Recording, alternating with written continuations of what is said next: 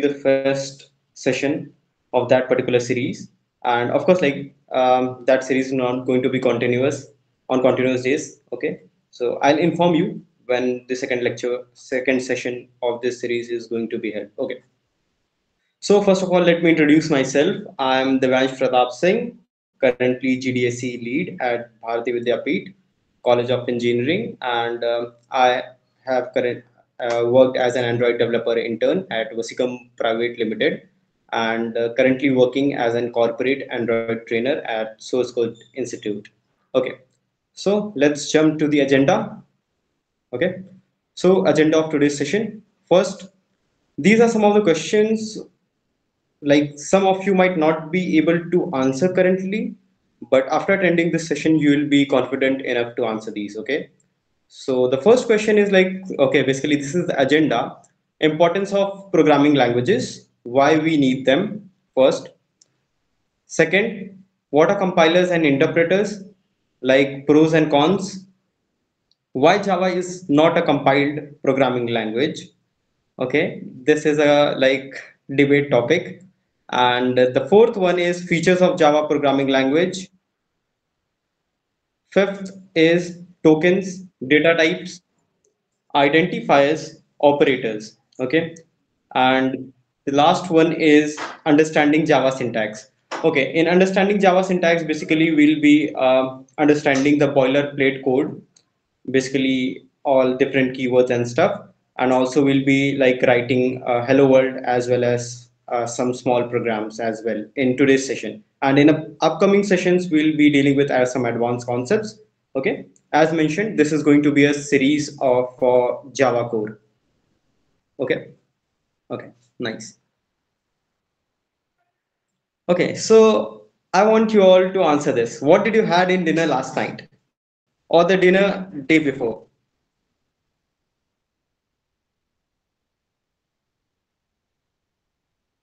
Okay, like some folks might be like trying to recall what they had. Like, okay, so many folks are joining. Okay, if you are like having trouble to remember that, like I myself am having a trouble in remembering what I had last dinner. Okay, so not to replicate the same with this session, I want you all to like follow some do's before attending this session. Basically, I want you all to remember, take benefit the most from this session. Okay, so here are some of the do's that you must do before attending this session. So here goes the do's. First one is make notes during the session. Mark down the important points so that you can revise later, right? Of course, just like you had the dinner, you forgot the day before what you ate. So I don't want you all to forget what you learned in today's session, okay? Because like it will be a waste of 1 hour or 1 or 2 hours, okay? What you have done today. So take a pen and a paper and note down the points, important points that you have learned today. And the second one is like ask your doubts. Of course, like we are going to have a doubt session at the end where you can ask your doubts. And the third one is interesting. Take a screenshot of the session, okay? Anywhere, like take a screenshot of the session, post it on your socials, mentioning your learnings and feedbacks of the session.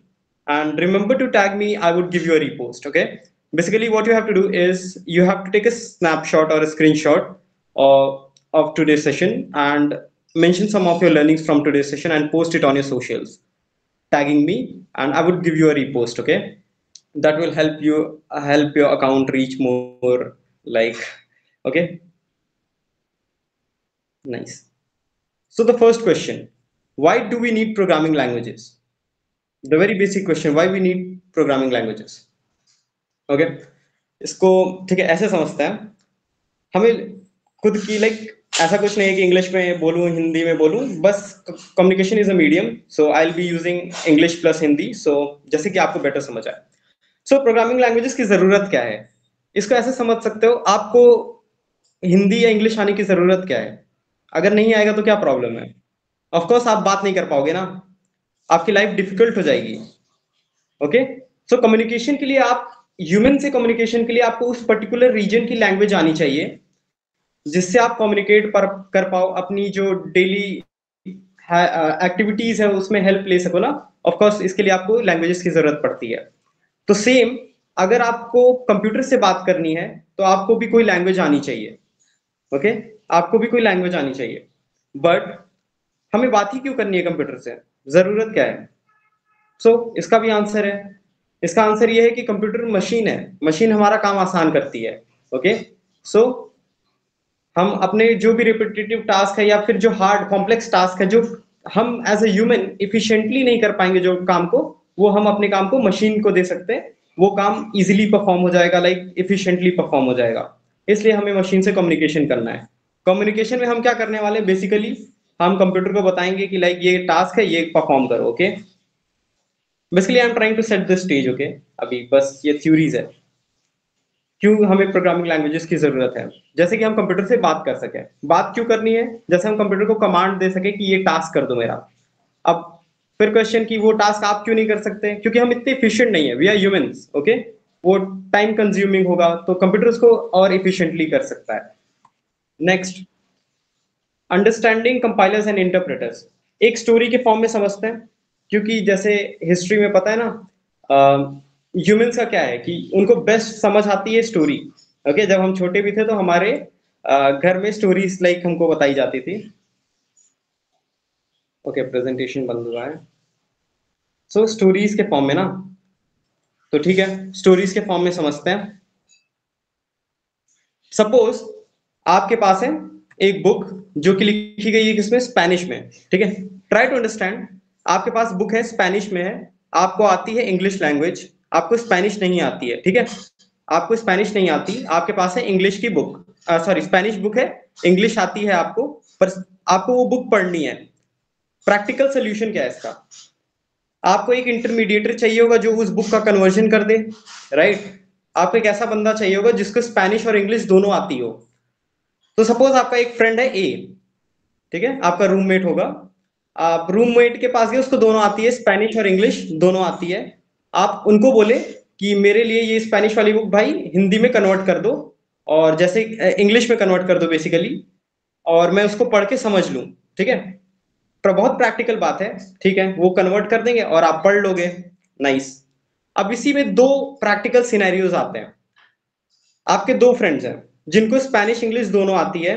एक friend ऐसे हैं जो बहुत busy हैं। Okay, बहुत busy है मतलब आप उनके पास बुक लेके गए, ठीक है, उनको बोलते हो भाई इसका इंग्लिश में कन्वर्जन कर दो। वो बोल रहे हैं मेरे पास आज टाइम नहीं है, मैं क्या करता हूँ, एक पेज का कन्वर्जन आज कर देता हूँ। ठीक है, एक स्पेनिश पेज का पेज नंबर 1 का कन्वर्ट कर दे रहा हूँ स्पेनिश टू इंग्लिश। आज भाई इसको पढ़ो, कल वापस आना, कल मैं दूसरे पेज का कन्वर्जन कर दूंगा। ठीक है, तो आप कहे ठीक है भाई आज कर दो एक पेज का कन्वर्ट, आज मैं पढ़ता हूँ, फिर कल वापस सेकंड के लिए आऊंगा, फिर थर्ड के लिए आऊंगा, फोर्थ के लिए, ऐसे रोज रोज हो जाएगा आपका, और आप बुक भी पढ़ लोगे। ठीक है, एक स्टोरी ये हो गई एक फ्रेंड की। सेकंड, दूसरे फ्रेंड है आपके जिनके पास टाइम है। हाँ, तो वो बोले कि भाई बुक लेके आओ मेरे पास, मैं आज ही डेडिकेट कर देता हूँ, 2-3 घंटे में पूरा कन्वर्जन कर दूंगा। तो आप उनको बुक दिए, वो क्या किए, पूरे के पूरे स्पेनिश बुक को इंग्लिश में कन्वर्ट कर दिए एक दिन में। ठीक है, और आप बढ़िया से बुक को पढ़ सकते हो। अब वापस थोड़ा आते हैं, हो क्या रहा है, आपके जो फ्रेंड ए और बी जो दोनों फ्रेंड्स हैं वो कर क्या रहे हैं, उनका गोल सेम है। ओके, गोल सेम है कि इंग्लिश स्पेनिश टू इंग्लिश का कन्वर्जन करना, पर उनका वर्किंग मैकेनिज्म अलग है। ठीक है, वर्किंग मैकेनिज्म अलग है। एक फ्रेंड है कि वो पूरी बुक को एक बार में कन्वर्जन कर रहा है, और एक फ्रेंड है वो एक एक पेज का कन्वर्जन कर रहा है। ठीक है, जो ऐसा फ्रेंड है जो कि पूरी बुक का एक बार में कन्वर्जन कर रहा है, उनको बोलते हैं कंपाइलर्स। ठीक है, सेम सिनेरियो आपका बनता है कंप्यूटर के साथ। जैसे आपकी बुक स्पेनिश में है, आपको आती इंग्लिश है, कंप्यूटर को आता लो लेवल लैंग्वेज या मशीन लेवल लैंग्वेज है। मशीन लेवल लैंग्वेज का मतलब क्या होता है, 0 एंड 1। कंप्यूटर को 0 एंड 1 आती है, पर आप जो उसको कोड लिख के दिखा रहे हो वो हाई लेवल में है। हाई लेवल लैंग्वेजेस वो होती हैं जो हम ह्यूमंस बोलते हैं, समझते हैं। ठीक है, और जो कंप्यूटर को आती है वो लो लेवल लैंग्वेज होती है, या मशीन लेवल लैंग्वेज।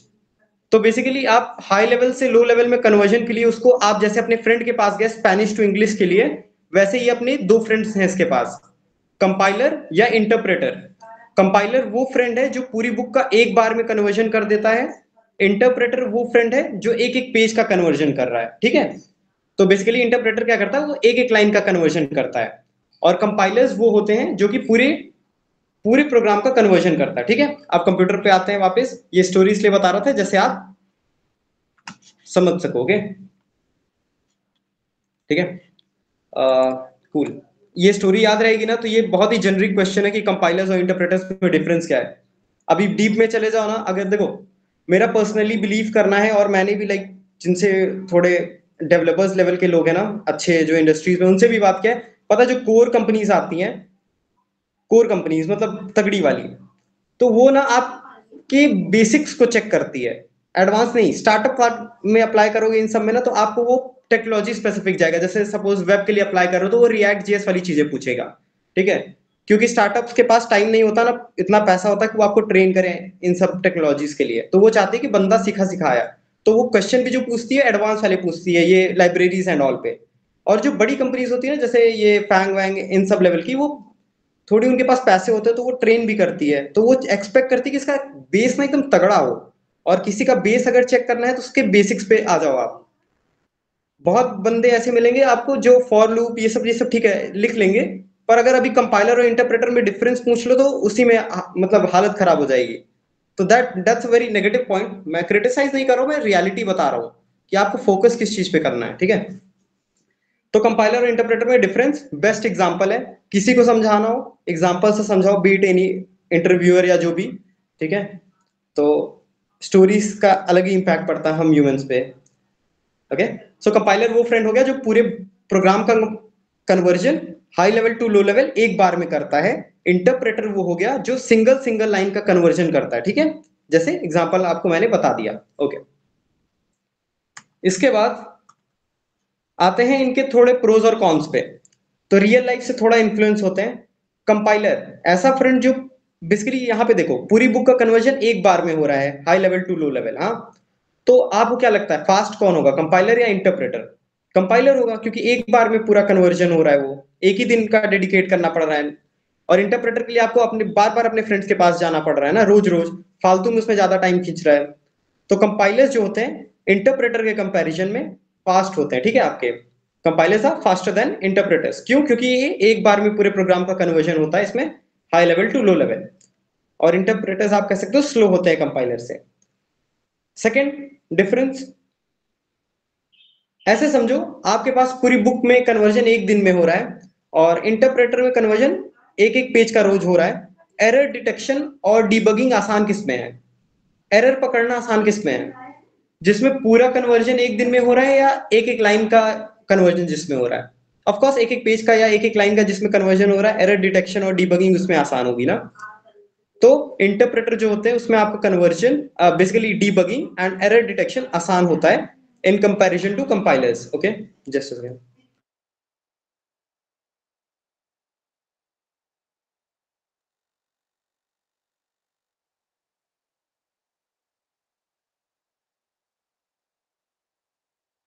ओके, ठीक है। सो हम बात करें कंपाइलर्स एंड इंटरप्रेटर्स, ठीक है। कंपाइलर्स फास्ट होते हैं इंटरप्रेटर्स से, क्योंकि पूरे पेज का एक बार में कन्वर्जन हो रहा है। And error detection and debugging आसान होती है इंटरप्रेटर्स में। डीबगिंग से मतलब क्या होता है? बग। बग मतलब आप चाहते हो एक स्पेसिफिक चीज हो, जैसे आप 4/2 कर रहे हो तो आप एक्सपेक्ट कर रहे हो कि 2 आएगा, ठीक है। पर आज 0 रहा है, तो वहां पे एक बग है, ठीक है। बेसिकली ऐसा बग उसको कह सकते हो कि आपकी एक्सपेक्टेशन कुछ और है और रिजल्ट कुछ और आ रहा है, उसको बग बोलते हैं। अब उसी को सॉल्व करोगे आप, तो उसको डीबगिंग का प्रोसेस बोलेंगे। आप बेसिकली आओगे, देखोगे गलती कहां पे हो रही है, किस वजह से मेरा ये आउटपुट आ रहा है, उसको बोलते हैं डीबगिंग का प्रोसेस, ठीक है। तो error detection and debugging interpreters में दो चीजें बता दिया, ठीक है। थर्ड, थर्ड देखो ये थोड़ा सा ना इसको समझना पड़ेगा। कंपाइलर और इंटरप्रेटर के कंपैरिजन में जो कम इंटरप्रेटर होता है वो होता है प्लेटफॉर्म इंडिपेंडेंट। ये वर्ड है, इसका स्टोरी से रिलेटेड नहीं है ना, तो इसको याद रखना पड़ेगा। इंटरप्रेटर्स की प्रॉपर्टी होती है कि वो क्या होते हैं, प्लेटफॉर्म इंडिपेंडेंट होते हैं, ठीक है। प्लेटफॉर्म इंडिपेंडेंट याद रखना वर्ड, प्लेटफॉर्म इंडिपेंडेंट।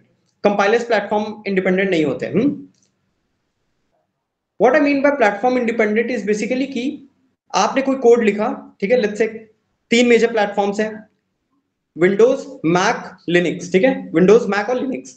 आपने किसी एक पर्टिकुलर प्लेटफॉर्म पे कोड लिखा और उसको कंपाइल किया, ठीक है, उसको कंपाइल किया, तो अगर वो पर्टिकुलर कंपाइल्ड कोड आपका रन हो जाता है डिफरेंट प्लेटफॉर्म्स पे, तो उसको बोलते हैं प्लेटफॉर्म इंडिपेंडेंसी। प्लेटफॉर्म स्पेसिफिक नहीं है। अब यहां पे देखो इंपॉर्टेंट चीज है, आपकी सी और सी प्लस प्लस दोनों programming languages platform independent naturally या फिर इनहेरिटली कह सकते हो, नेचुरली कह सकते हो, वो प्लेटफॉर्म इंडिपेंडेंसी नहीं होती उनमें, ठीक है। सी और सी प्लस प्लस दोनों प्लेटफॉर्म इंडिपेंडेंट प्रोग्रामिंग लैंग्वेज नहीं है, पर Java is a platform independent language, okay. अभी समझो, थोड़ा सा डीप डाइव करो इसमें आप, ठीक है। कंपाइलर्स एंड इंटरप्रेटर्स में, इंटरप्रेटर की प्रॉपर्टी, इंटरप्रेटर्स जो होते हैं वो होते हैं आपके प्लेटफॉर्म इंडिपेंडेंट। प्लेटफॉर्म इंडिपेंडेंट का बेसिकली मतलब होता है कि आपका जो कोड है कंपाइल होने के बाद वो डिफरेंट डिफरेंट प्लेटफॉर्म्स पे चल जाए। ये स्टेटमेंट याद रखना, इसके और डीप डाइव करते हैं इसके अंदर। तो एक्चुअली वर्किंग मैकेनिज्म में थोड़ा सा डिफरेंस होता है कंपाइलर्स और इंटरप्रेटर्स के। वो डिफरेंस एक्चुअली ये होता है कि कंपाइलर क्या करता है ना, कंपाइलर आपका पूरा का पूरा हाई लेवल का कोड डायरेक्टली लो लेवल में डालता है, ठीक है। मतलब हाई लेवल का जो कोड हुआ आपने लिखा, ठीक है, उसको कंपाइलर क्या करता है डायरेक्टली मशीन लेवल या लो लेवल में कन्वर्ट कर देता है। पर जो इंटरप्रेटर होता है उसका थोड़ा वर्किंग मैकेनिज्म अलग होता है। वो क्या करता है, आपको पता है सिंगल लाइन कन्वर्जन करता है ऑफ कोर्स, पर वो क्या करता है हाई लेवल का ना एक इंटरमीडिएटर बनाता है पहले, फिर वो इंटरमीडिएटर का लो लेवल बनाता है, समझा। मतलब ये वाला डायग्राम आई थिंक हेल्प करेगा समझने में, ओके। इस डायग्राम में देखो आप, हाई लेवल का जो लैंग्वेज है ना, ये डायरेक्टली मशीन लेवल में कौन करता है कंपाइल, कन्वर्ट, उसको कंपाइलर करता है ऐसे ही, ठीक है।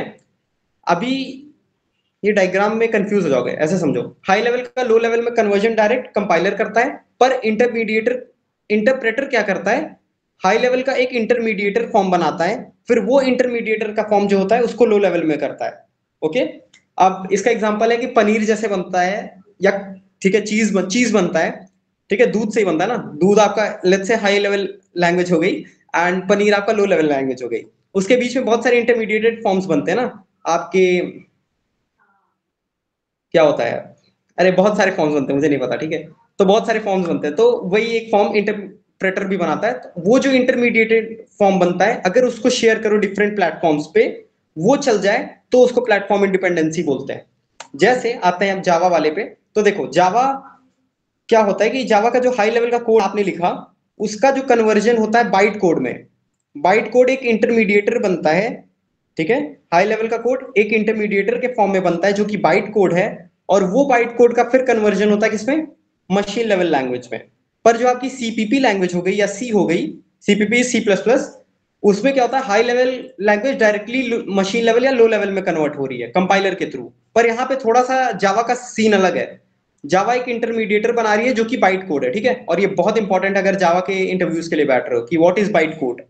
तो बाइट कोड इज बेसिकली कि it is a code generated after the Java program is compiled. Note कर रहे हो तो नोट कर लेना, bite code is the code that is generated after the Java program is compiled, ठीक है।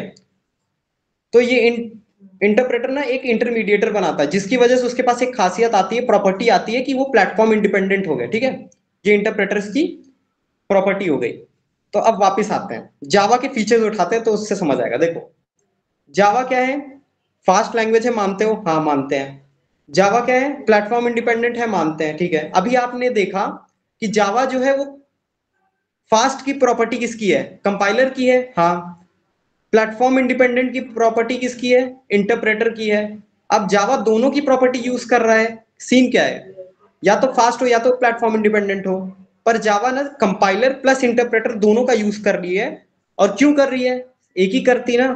अब वो इसलिए कर रही है कि जैसे उसको दोनों फीचर मिल जाए, एक फास्ट का भी फीचर मिल जाए और प्लेटफॉर्म इंडिपेंडेंट का भी फीचर मिल जाए। इसलिए जावा कंपाइलर प्लस इंटरप्रेटर दोनों का यूज करती है। तो अब ये बहुत इंपॉर्टेंट डायग्राम हो गया आपका। हाई लेवल लैंग्वेज जो है आपकी, उसका जो byte level byte code basically जो इंटरमीडिएटर बन रहा है, उसको कंपाइलर कंपाइल करता है, ठीक है। और जो बाइट कोड बनता है उसको मशीन लेवल या लो लेवल में इंटरप्रेटर करता है, ठीक है। ये डायग्राम आपको क्लियर होना चाहिए। अब यहाँ पे कुछ लोगों को, लाइक मैं लेक्चर दे रहा था तो उसमें एक जन पूछते हैं कि इंटरप्रेटर को उठा के आगे कर दे, कंपाइलर को पीछे कर दे। राइट? आपको भी क्वेश्चन पूछना चाहिए, क्यों इंटरप्रेटर को पीछे रखा है, कंपाइलर को आगे रखा है? अगर हम इसको इंटरचेंज कर दें तो क्या होगा? नाइस क्वेश्चन, अच्छा था। इसका आंसर खुद सोचो। कंपाइलर तेज होता है, ठीक है। उससे पहले एक और चीज याद रखना, जो बाइट कोड होता है ना, बाइट कोड डायरेक्टली कंप्यूटर को भी नहीं समझ में आता है और ना ह्यूमंस को समझ में आता है।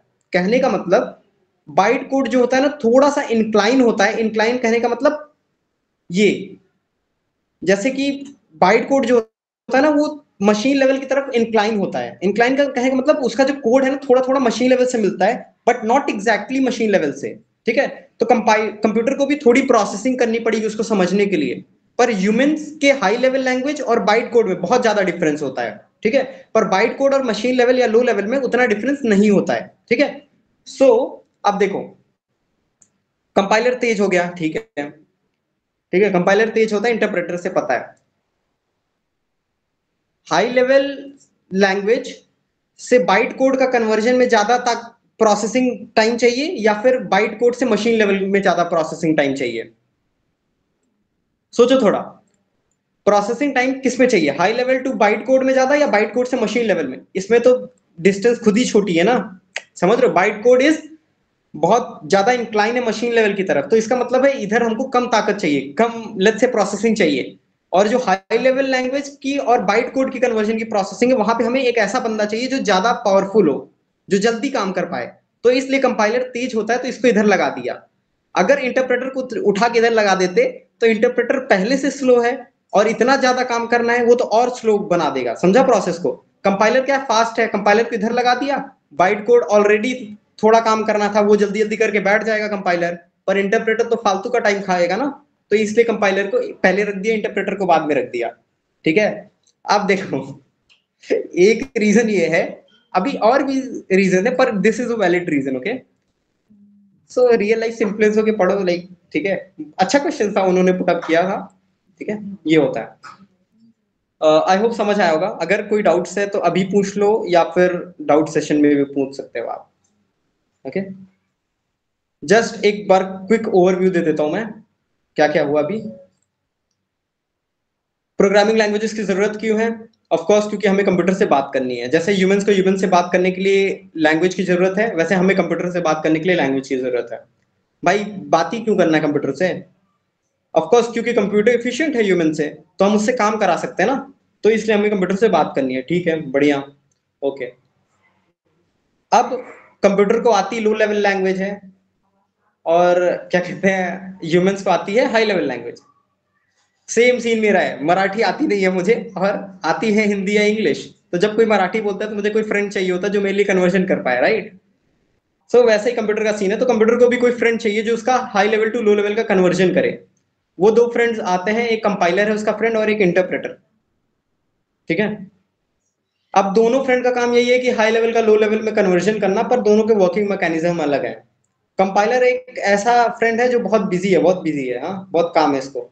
तो नहीं, ये फ्री है, ओके। कंपाइलर फ्री वाला फ्रेंड है, तो वो क्या करता है, एक बार में पूरे कन्वर्जन को एक दिन में कर देता है, ठीक है। और इंटरप्रेटर वो वाला फ्रेंड है जो रोज रोज एक एक पेज का कन्वर्जन करता है। तो compilers are basically those, okay. एक इंपॉर्टेंट चीज, कंपाइलर है क्या actually? Right, interesting question, compiler है क्या?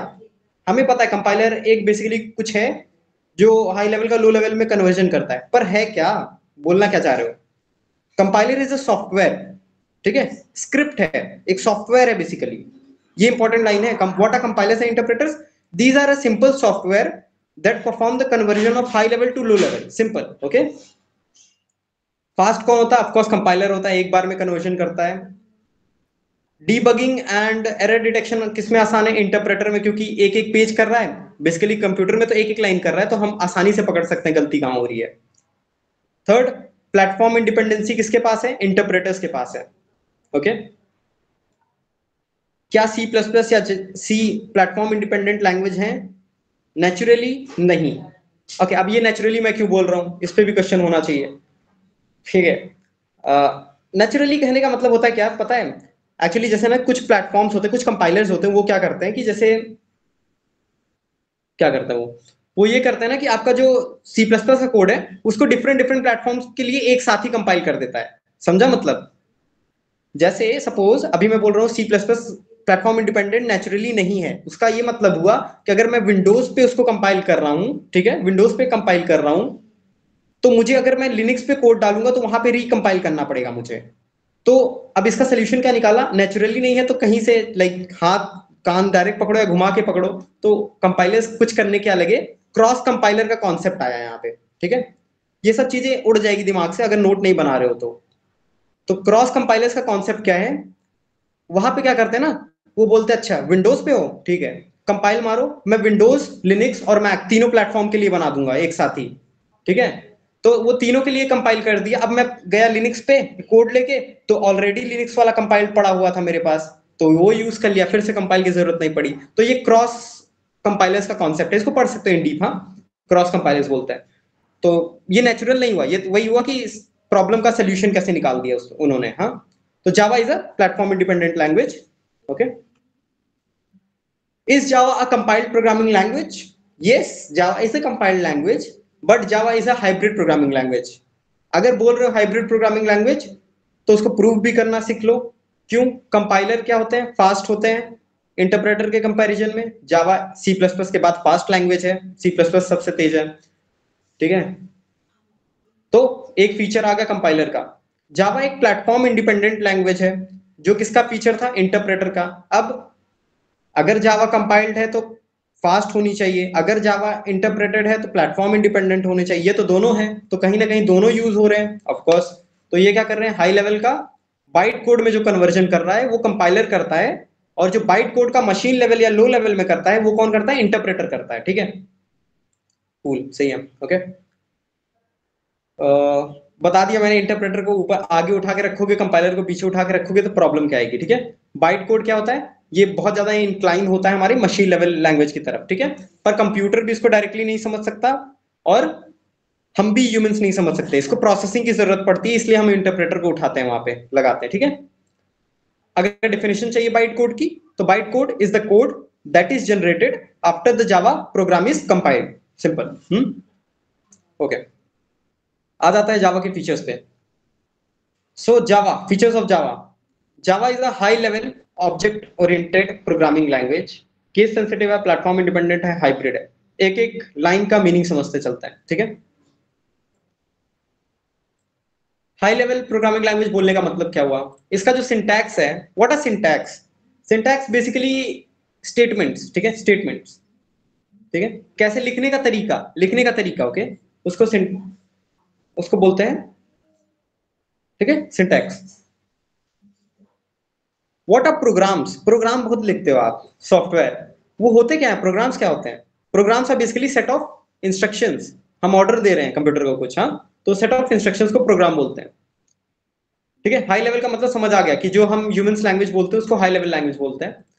Second, object oriented programming language. इसमें थोड़ी अच्छी से बात हो सकती है, इंपॉर्टेंट चीज है, आते हैं इसमें, और इंटरव्यूज में तो प्यारा टॉपिक है इंटरव्यूज का, ऑब्जेक्ट ओरिएंटेड, इस पे अच्छे क्वेश्चन डालते हैं, हाँ। इसको मैं 2 मिनट के लिए रुकता हूँ, इस पे डॉट लगाता हूँ, और नीचे के पहले क्लियर करते हैं क्योंकि, ठीक है, उसमें ज्यादा एक्सप्लेनेशन नहीं है।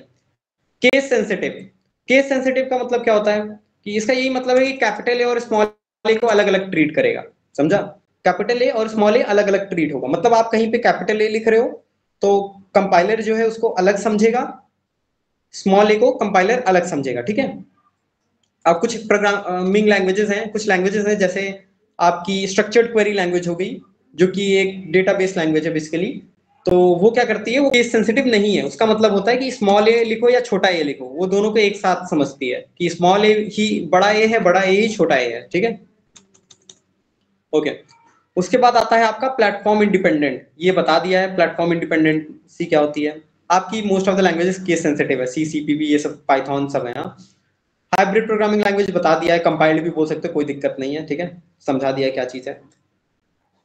ऑब्जेक्ट ओरिएंटेड प्रोग्रामिंग लैंग्वेज, जिसका मतलब क्या होता है, ऑब्जेक्ट ओरिएंटेड का मतलब क्या है, इंपॉर्टेंट, बहुत इंपॉर्टेंट है यहाँ। इसको बोलते हैं पैराडाइम्स, क्या बोलते हैं, पैराडाइम्स, PARADIGMS, पैराडाइम्स, ठीक है, इसको बोलते हैं पैराडाइम्स,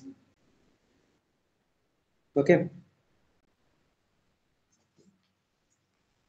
नाइस, ठीक है।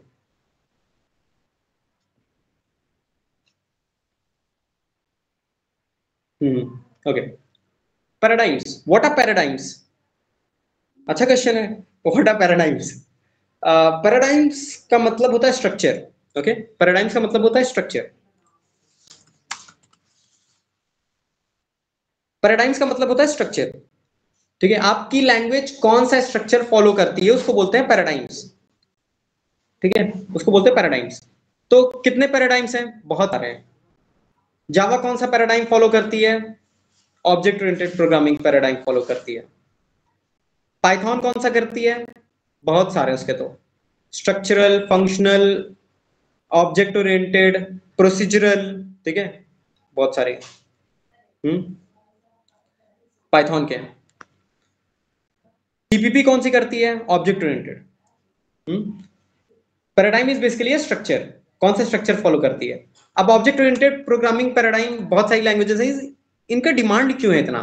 ऑब्जेक्ट ओरिएंटेड प्रोग्रामिंग पैराडाइम का इतना वैल्यू क्यों है अदर पैराडाइम्स के कंपैरिजन में? वो इसलिए है क्योंकि ये ऐसा पैराडाइम है जिसका मेन एम्फोसिस किस पे? डेटा पे। ये ऐसा पैराडाइम है, ये बोलता है कि मेरे लिए सबसे इंपॉर्टेंट क्या है? मेरा डेटा है। ठीक है, यूजर का डेटा मेरे लिए सबसे इंपॉर्टेंट है। तो ऑब्जेक्ट ओरिएंटेड प्रोग्रामिंग पैराडाइम वो है जिसका मेन एम्फोसिस होता है डेटा पे, यूजर के डेटा पे। हाँ, अब इसके कुछ आपके प्रिंसिपल्स आते हैं, 4 प्रिंसिपल्स होते हैं ऑब्जेक्ट ओरिएंटेड प्रोग्रामिंग के। ठीक है, मैंने स्लाइड बनाते समय डाला नहीं। ठीक है, उसको कर लेंगे किसी आने वाले सेशन में, उसको कर लेंगे अच्छे से ऑब्जेक्ट ओरिएंटेड पे, उसे कोड के साथ। हाँ, बस इतना जानो, ऑब्जेक्ट ओरिएंटेड प्रोग्रामिंग पैराडाइम वो होते हैं जिसमें क्लासेस एंड ऑब्जेक्ट्स हम डील करते हैं। ठीक है, classes and objects. Okay, next, features clear हो गए हमारे सारे। हाई लेवल मतलब हमारे जो हम ह्यूमन लैंग्वेज बोलते हैं उससे रिलेटेड होता है इसका कोड। ऑब्जेक्ट ओरिएंटेड मतलब होता है कि बेसिकली क्लासेस और ऑब्जेक्ट से डील करती है लैंग्वेज, और इस पे डेटा मेन एम्फेसाइज है, डेटा इसके लिए सबसे इंपॉर्टेंट है। अभी अगर सेंस नहीं बना रहा है क्लासेस एंड ऑब्जेक्ट्स, अभी हम लास्ट साइड में आने वाले हैं उस पे, क्लासेस एंड ऑब्जेक्ट्स पे। ठीक है, तो कोई दिक्कत नहीं। केस सेंसिटिव मतलब बड़ा ए छोटा ए। अब ये मैं बोल रहा हूँ बड़ा ए छोटा, इसका ये मतलब नहीं है कि सिर्फ ए के लिए ये वैलिड है, ये हर एक अल्फाबेट के लिए। ओके, कैपिटल अल्फाबेट्स और स्मॉल अल्फाबेट्स को ये डिफरेंटली ट्रीट करती है प्रोग्रामिंग लैंग्वेज। केस सेंसिटिव का ये मतलब होता है। प्लेटफॉर्म इंडिपेंडेंसी का मतलब बता दिया मैंने। हाइब्रिड प्रोग्रामिंग लैंग्वेज बता दिया। ठीक है, इसके बाद इंपॉर्टेंट,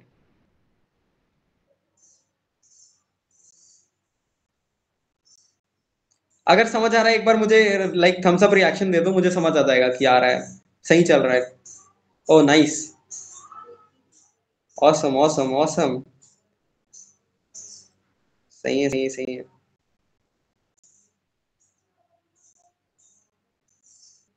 कूल कूल, सही है। बस हो गया, मिल गया मोटिवेशन। अब आगे नेक्स्ट। ठीक है, अब जैसे ना,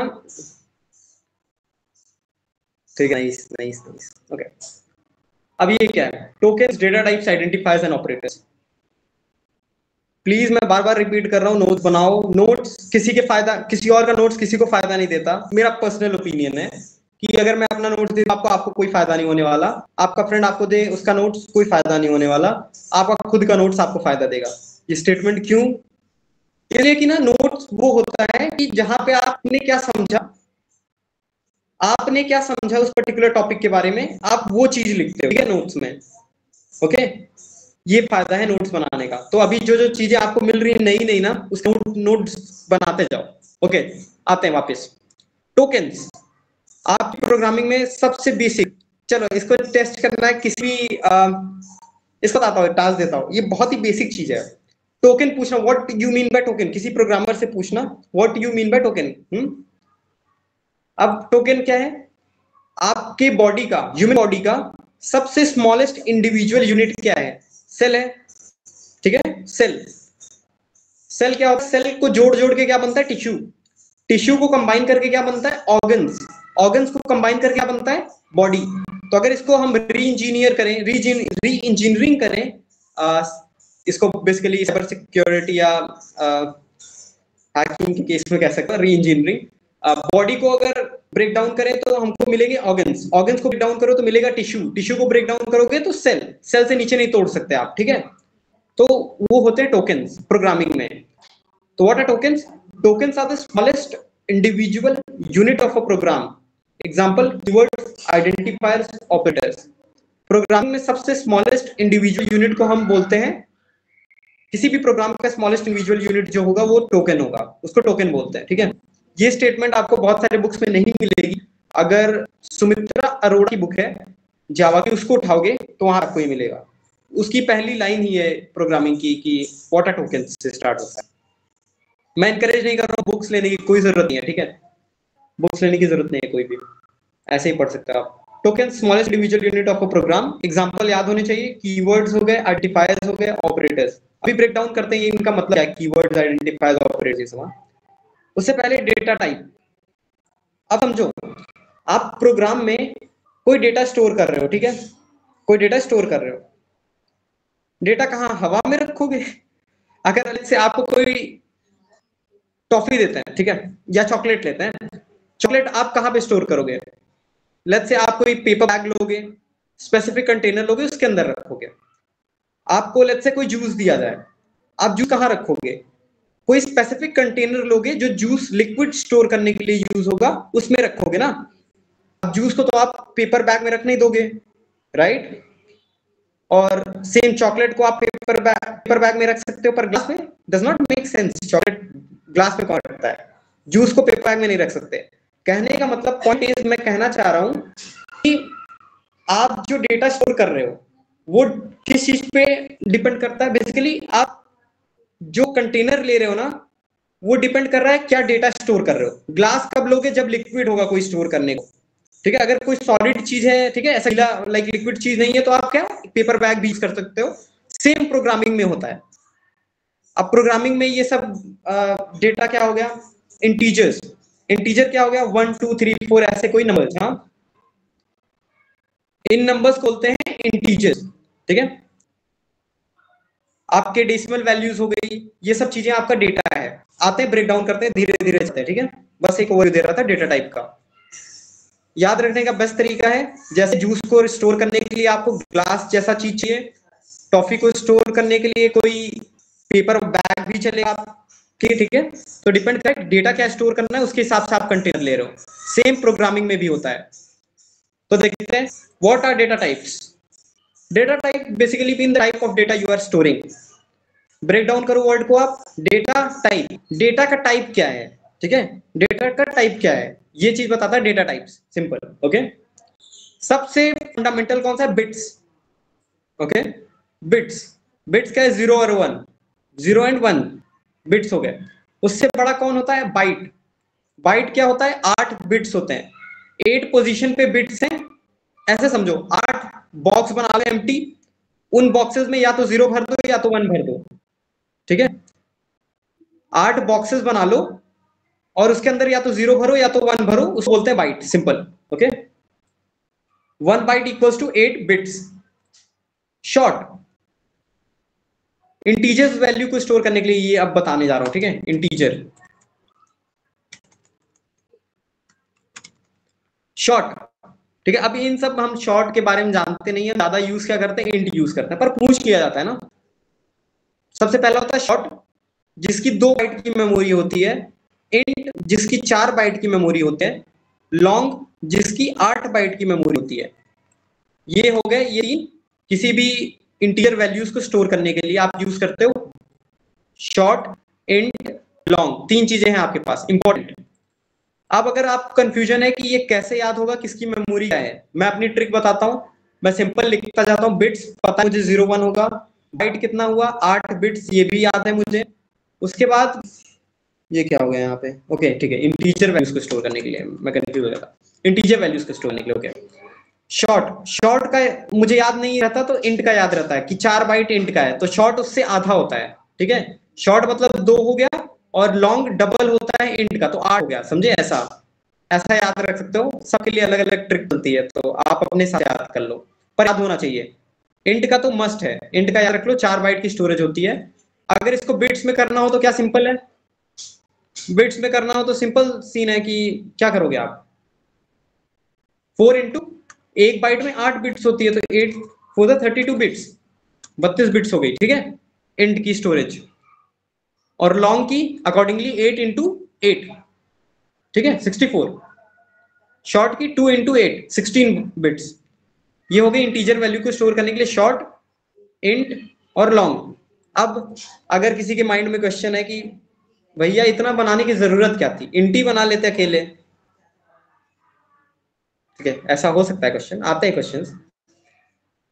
उसका आंसर है घर में ग्लास होती है, ग्लास के बाद क्या होता है, जग भी होता है, जग भी होता है, राइट, जग भी होता है।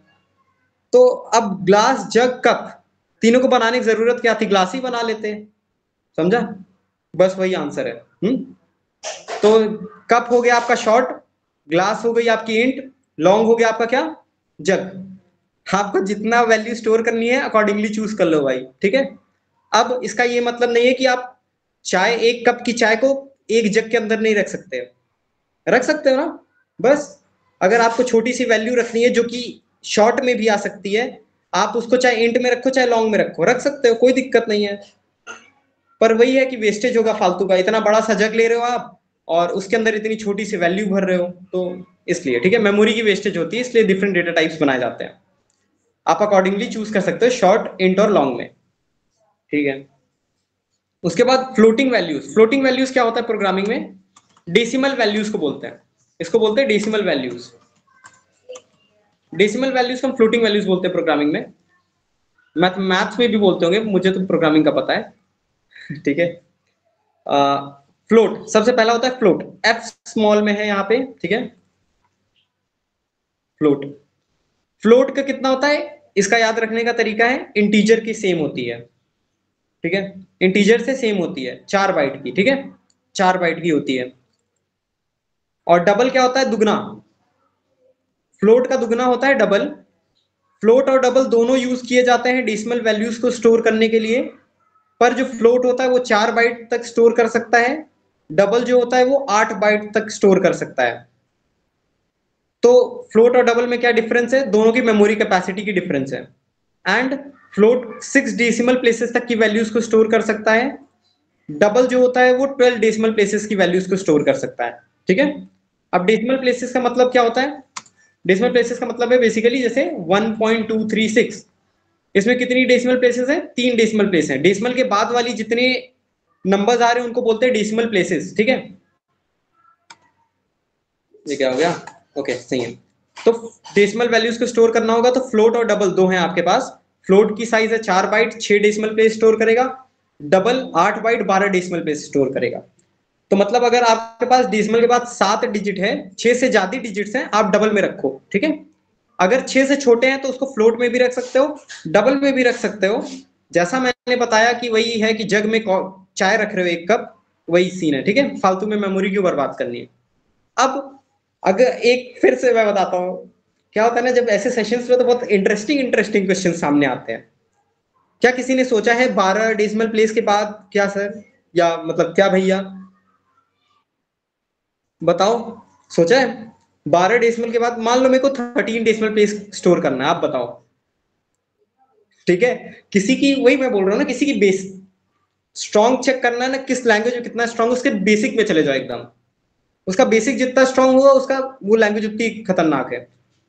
टेस्ट करना हो ना किसी को, बोलो मेरे को 13 डेसिमल प्लेस स्टोर करना है, मैं कहाँ रखूं, ठीक है, 14 15 कहाँ रखूं, तो उसके लिए होते हैं मेरे, अच्छा फनी है ना, बहुत सही फनी है। मैं यही सोच के पढ़ता हूँ, मैं क्या बताऊँ, स्टार्टिंग में यही करता था कि आगे चलूंगा अपने फ्रेंड से पूछूंगा कि इसका मतलब क्या होता है। जस्ट किडिंग, हाँ ऐसा कुछ नहीं है। तो इंपॉर्टेंट है ये, पर हाँ मजाक कर रहा हूँ बट इंपॉर्टेंट है कि 12 डेसिमल से प्लेस से ऊपर की वैल्यूज का क्या, स्टोरी मत करो, सिंपल आंसर है, नहीं ऐसा नहीं है। हाँ? उसके लिए होते हैं आपके पास high precision algorithm, high precision algorithm, algorithm, ठीक है, उसको बोलते हैं हाई प्रिसीजन एल्गोरिदम। अब ये जो होते हैं ना, देखो 9 डेसिमल प्लेस वाली value in comparison to 12 decimal place वाली वैल्यू कौन से ज्यादा प्रिसाइज है, एक्यूरेट है, प्रिसाइज मतलब एक्यूरेट, ज्यादा कॉन्फिडेंस किस वैल्यू पे ले सकते हो आप, बताओ। ऑफ कोर्स जो कि जिसकी जितने ज्यादा डेसिमल प्लेसेस होंगे वो उतना एक्यूरेट होगी, उतनी प्रिसाइज वैल्यू होगी, हाँ, ठीक है। तो बेसिकली मुझे इसलिए बहुत प्रिसाइज चीज स्टोर करनी है, इसलिए मैं 12 डेसिमल प्लेस से ऊपर की वैल्यू स्टोर कर रहा हूं। तो उसके लिए मुझे क्या यूज करना पड़ेगा, हाई प्रिसीजन एल्गोरिदम। अब हाई प्रिसीजन एल्गोरिदम क्या होते हैं, तो बेसिकली हर लैंग्वेज में अलग अलग एल्गोरिदम्स होते हैं। हर प्रोग्रामिंग लैंग्वेज में अलग अलग एल्गोरिदम्स होते हैं, जो ये हाई प्रिसीजन एल्गोरिदम्स बोले जाते हैं, जो कि 12 डेसिमल प्लेसेस से बाहर की वैल्यूज को स्टोर करने के लिए यूज होता है। ठीक है, अब जावा में भी होता है, सीपीबी में अलग होता है, और सी में भी अलग होता है। ठीक है, तो उस पर मैं नहीं जा रहा हूँ हाई प्रिसीजन एल्गोरिदम्स में, बस इसको अगर पढ़ना हो डी में पढ़ सकते हो। और मेरा खुद का भी लाइक यूट्यूब चैनल है, तो उस पर मैंने कवर किया है हाई प्रिसीजन एल्गोरिदम। थोड़ा सा प्रमोशन मारने दो, 2 मिनट का पॉज लेके। यूट्यूब चैनल का नाम दे रहा हूँ, देख सकते हो आप, हाँ, गीकी डीपीएस।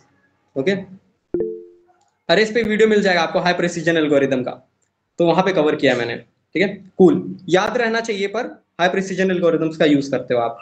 अब उसके बाद आता है आपके पास, मान लो इंटीजर वैल्यू तो सीख लिया मैंने, डेसिमल वैल्यू तो सीख लिया मैंने, मेरे को फ्लोटिंग डेसिमल वैल्यू सीख लिया मैंने। अब मेरे को अल्फाबेट स्टोर करना है। ठीक है, मुझे क्या स्टोर करना है, अल्फाबेट्स को स्टोर करना है। उसके लिए आपके पास दो हैं, कैर और स्ट्रिंग। कैर फॉर कैरेक्टर, ठीक है, कैरेक्टर क्या होता है, कोई भी alphabet, A B C D, ये सब जो भी चीज है वो आपके कैर हो गए।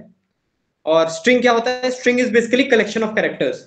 जैसे कैर क्या हो गया, ए हो गया, बी हो गया, जेड हो गया, ये सब कैरेक्टर हो गया, उसके अंदर रख सकते हो आप। ठीक है, सिंगल अल्फाबेट को।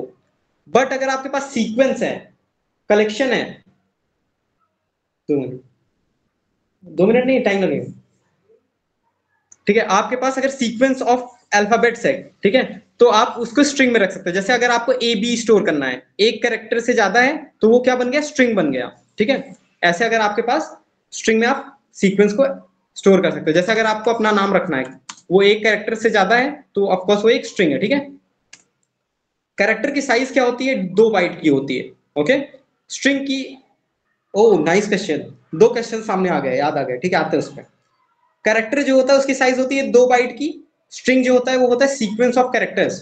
Okay, sequence of characters. अब देखो यहां पे एक इंपॉर्टेंट चीज बताता हूं आप, वो ये है, सी प्रोग्रामिंग लैंग्वेज में कैरेक्टर की साइज कितनी होती है,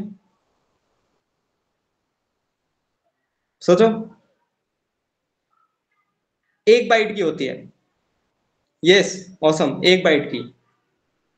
जावा के साथ क्या दिक्कत है, अब ये 2 बाइट क्यों बोल रहा है मुझे, इसको भी 1 बाइट बोलना था, दो चीज में फालतू में अपनी मेमोरी को खत्म करूं मैं ना। अब बताता हूं, इसमें थोड़ा डीप चलते हैं, इसमें भी ज्यादा डीप नहीं जाऊंगा, ऊपर से, एकदम ऊपर से निकलेंगे। ओके, सी क्यों 1 बाइट की कैरेक्टर साइज देती है और जावा 2 बाइट की क्यों देती है, इंपॉर्टेंट क्वेश्चन। ओके, अब रीजन है कि जो सी का इंप्लीमेंटेशन है ना कैरेक्टर का, वो अलग है जावा के कंपैरिजन में। वो कैसे, तो देखो, थोड़ा सा मुझे लिखने के लिए जरूरत पड़ेगी, तो मैं क्या करता हूँ, एक नई स्लाइड बना लेता हूँ। तो देखो, why 1 byte in C and 2 byte in Java for char, ऐसा अन्याय क्यों। ओके, सो जावा के साथ क्या सीन है, ओके पहले सी के साथ क्या सीन है। सी के साथ ये है कि सी जो इंप्लीमेंटेशन है ना, वो एस्की इंप्लीमेंटेशन, ASCII, इसको बोलते हैं American standard code for information interchange. For information, यार इतना लिखने का मन नहीं है, इंफॉर्मेशन समझ लेना, इंटरचेंज भी समझ लेना, पूरा लिख देता इंटरचेंज। ठीक है, एस्की इंप्लीमेंटेशन फॉलो करती है सी प्रोग्रामिंग लैंग्वेज। अब ये क्या सीन है, तो देखो, आपके कीबोर्ड पे, आपके कीबोर्ड पे जितने भी अल्फाबेट्स हैं, जितने भी डेसिमल हो गया, प्लस हो गया, एस्ट्रिक हो गया, कुछ भी ले लो, सबका एक एस्की कोड होता है। ठीक है, उसको बोलते हैं American standard code for information interchange. अब थोड़ी सी फनी सीन बताने दो। सी आईसीएसई वालों को 8th में क्या है कि जावा है, तो मुझे 8th 9th में तक यही पता था, एस्की का pronunciation sky value, sky value में बोलता था। तो जब जाके 10th में वाइवा का सीन आया तो वहां पे जब वो बोल रहा है एस की वैल्यू बताओ ए की क्या होती है, तब फिर मैं कहा ये क्या सीन है। तब फिर उसके बाद मैं जाके पूछता हूँ अपने फ्रेंड से, तो वो बोलता है अरे एस की मतलब वही ये ए की इतनी होती है। तब मैं कहा अरे ये एस की नहीं मतलब स्काई वैल्यू, ओके तो ठीक है। अब रुको 2 मिनट, क्या टेक्निकल सीन हो गया है।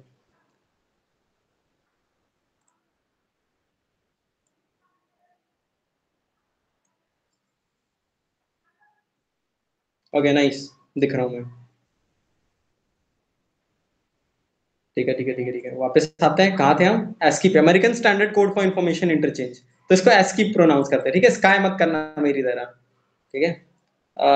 कीबोर्ड पे जितने भी अल्फाबेट्स हैं उनका एक पर्टिकुलर कोड है। अब इसको समझने का तरीका ये सोचो, कंप्यूटर को आती है 0 और 1, आप उसको बोल रहे हो कैपिटल ए को इंप्लीमेंट करो, अब वो बोलेंगे कैपिटल ए, कैपिटल ए तो अल्फाबेट है, मैं उसको कैसे 0 और 1 में बदलूं? नंबर्स को तो बदल सकते हो ना, तो उसके लिए ASCII कोड होता है, ठीक है। जरा याद करने दो, गैस करने दो मुझे क्या होता है। इसका होता है 65, स्मॉल ए का होता है 97, ठीक है। स्मॉल ए का होता है, ये इंपॉर्टेंट है, ये याद रहनी चाहिए, 97। अब देखो, कैपिटल ए का 65 होता है एस्की कोड और स्मॉल ए का 97 होता है, तो ऑफकोर्स बी का कितना होगा, +1 करते जाओ, अकॉर्डिंगली सीक्वेंस में चलता है, ठीक है। तो बिग बी, अरे कैपिटल बी का क्या होगा, 66 होगा, अकॉर्डिंगली 26 जोड़ दो, आपका जेड तक आ जाएगा वैसे, और फिर स्मॉल ए, ठीक है। ये चीज हो गया आपका एस्की कोड। तो अगर और मतलब स्टार माइनस प्लस सबका होता है, आप एस्की कोड देख लेना गूगल पे सर्च करके, ठीक है, आ जाएगा। तो वही चीज है, जो सी लैंग्वेज है ना वो कैरेक्टर का ऐसे इम्प्लीमेंटेशन करती है एस्की यूज करके। वेर एज जो जावा है ना आपकी, जावा क्या करती है, जावा यूज करती है यूटीएफ, यूनिकोड 18 की इनकोडिंग, यूनिकोड 18 इनकोडिंग यूज करती है। अब ये इतना क्या है इनकोडिंग, ये गूगल कर लेना, ठीक है। अब इसमें मैं डीप डाइव नहीं जाऊंगा तो मैं भटक जाऊंगा, इधर उधर निकल जाऊंगा, तो ठीक है। इसलिए जावा क्या है, UTF-18 इनकोडिंग यूज करती है, और सी क्या करती है, ASCII कोड की इम्प्लीमेंटेशन यूज करती है कैरेक्टर के लिए। ये इंपॉर्टेंट चीज है, ये याद रखना, अच्छे अच्छे पॉइंट्स हैं ये सब, ठीक है, डीप में। जिसकी वजह से सी का जो कैरेक्टर साइज होता है वो 1 बाइट का हो जाता है, और जावा का कैरेक्टर साइज कितना हो जाता है, 2 बाइट का हो जाता है, क्योंकि वो UTF-18 यूनिकोड 18 की इनकोडिंग। अब इनकोडिंग का मतलब क्या होता है, इनकोडिंग बेसिकली मतलब यही समझो ना कि कोई कैरेक्टर है, उसका कन्वर्जन कर रहा है नंबर में, ठीक है, नंबर में कन्वर्जन कर रहा है, बस ऐसा ही कुछ, ठीक है। तो हो गया ये, क्यों सी में 1 बाइट होता है और जावा में 2 बाइट होता है कैरेक्टर का साइज, खत्म। वापस चलते हैं, कहाँ पे, ओके, तो ये हो गया, ठीक है। अच्छा, यहाँ पे एक और मैंने क्वेश्चन पूछा था कि स्ट्रिंग की साइज क्या होती है।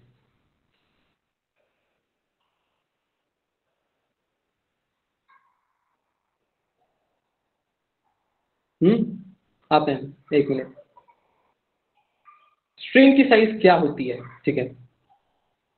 तो देखो स्ट्रिंग का क्या है सीन, उसकी वेरिएबल साइज होती है। कहने का मतलब, मान लो if we wish to store, okay, इसको डाउट में लो चलेगा, डाउट सेशन में लेता हूँ, ठीक है। कहाँ गए, ओके ठीक है, कूल, ठीक है। कहाँ थे हम, ओके, स्ट्रिंग, स्ट्रिंग की वेरिएबल साइज होती है, मतलब अगर आपने लेट्स से एक स्ट्रिंग के अंदर रखा है ABC, इसकी साइज, ये कितना साइज लेगा, एक कैरेक्टर कितना साइज लेता है, 2, 2 इंटू कितने कैरेक्टर्स हैं, 3, मल्टीप्लाई कर दो, 6, 6 बाइट की साइज ले लिया, ठीक है। ओके, ऐसे आप स्ट्रिंग का निकाल सकते हो। हम्म, हो गया। अब थोड़ा आगे बढ़ते हैं जल्दी जल्दी। अब ये है identifiers. What are identifiers, identifiers are the name given to identify different building blocks of a program, okay, name given to identify different building blocks of a program। अब क्या क्या ब्लॉक हो सकते हैं, क्या क्या ब्लॉक हो सकते हैं, ब्लॉक्स हो सकते हैं जैसे आपका वेरिएबल हो गया, वेरिएबल हो गया, फंक्शन हो गया, ये सब ब्लॉक्स हो सकते हैं, ठीक है, इनको ब्लॉक्स बोलते हैं। Identifiers are the name given to identify different building blocks of a program. Name of a variable, method, methods मतलब जैसे जावा में क्या करते हैं ना, जावा से जो आते हैं वो लोग फंक्शन को मेथड्स बोलते हैं, ठीक है। जावा से जो आते हैं वो फंक्शन को मेथड्स बोलते हैं। और क्लासेस, क्लास का नाम, मेथड का नाम, वेरिएबल का नाम, ये सब आइडेंटिफायर्स होता है, ठीक है। इसका डिफिनेशन है, these are the name given to identify different building blocks of a program. Operators, plus minus multiplication division, ये सब ऑपरेटर्स हो गया। ऑपरेंड्स क्या होते हैं? Operands are basically collection of operators and एक मिनट, ऑपरेंड्स आर बेसिकली ये ए प्लस बी, ठीक है। ए प्लस बी में प्लस जो है वो ऑपरेटर है एंड ऑपरेंड क्या है? ए बी, ठीक है। ऑपरेटर्स के टाइप देखते हैं। अरिथमेटिक ऑपरेटर्स पता है आपको, ए प्लस हो गया, माइनस हो गया, मल्टीप्लीकेशन हो गया, डिवीजन हो गया, और मॉड्यूलो। अच्छा ये इंपॉर्टेंट है, मॉड्यूलो और डिवीजन में क्या डिफरेंस है? तो बेसिकली अगर मैं 4 डिवाइडेड बाई 2 करता हूं तो ये मुझे क्वेश्चन देगा, क्या देगा? 2 देगा। अगर मुझे इसका रिमाइंडर चाहिए तो मैं 4 मॉड्यूलो 2 करूंगा तो वो मुझे क्या देगा? रिमाइंडर देगा 0। ओके, तो मॉड्यूलो ऑपरेटर क्या देता है आपको? रिमाइंडर देता है और वो क्वेश्चन देता है, ठीक है, डिवीजन वाला। इसके बाद आता है आपके comparison operators. Comparison operators greater than, बड़ा कौन सा है? Smaller than. Double equals to पे आते हैं। डबल इक्वल्स टू बेसिकली क्या है कि अगर आपको चेक करना है दो वैल्यूज बराबर है कि नहीं, तो आप उसके लिए यूज करते हो double equals to. Single equals to क्यों नहीं यूज किया कंपैरिजन के लिए? ये भी क्वेश्चन पूछते हैं। एक्चुअली हुआ क्या ना, स्टोरी थी। असाइनमेंट ऑपरेटर देख रहे हो नीचे आप, असाइनमेंट ऑपरेटर में पहले बोल दिया इक्वल्स टू असाइनमेंट ऑपरेटर है, तो खत्म हो गया। इक्वल्स टू का कुछ और काम हो गया, तो वो बोले अरे यार अब क्या करूं, तो डबल इक्वल्स टू यूज कर लो, सिंपल। ओके, तो डबल इक्वल्स टू का आप यूज करते हो कंपैरिजन ऑपरेटर के लिए, इक्वालिटी चेक करने के लिए। ये greater than equals to basically अगर बड़ा है या बराबर है, ये है कि स्मॉलर है, बराबर है, और ये है नॉट इक्वल्स टू, ठीक है, नॉट इक्वल्स टू। इसका अगर एग्जांपल देखें, लेट्स टेक एन एग्जांपल। अगर मैं बोलूं 5 नॉट इक्वल्स टू, क्या ये सही है, ट्रू है या फॉल्स? ये एक्सप्रेशन ट्रू देगा या फॉल्स देगा? बताओ आप कमेंट में।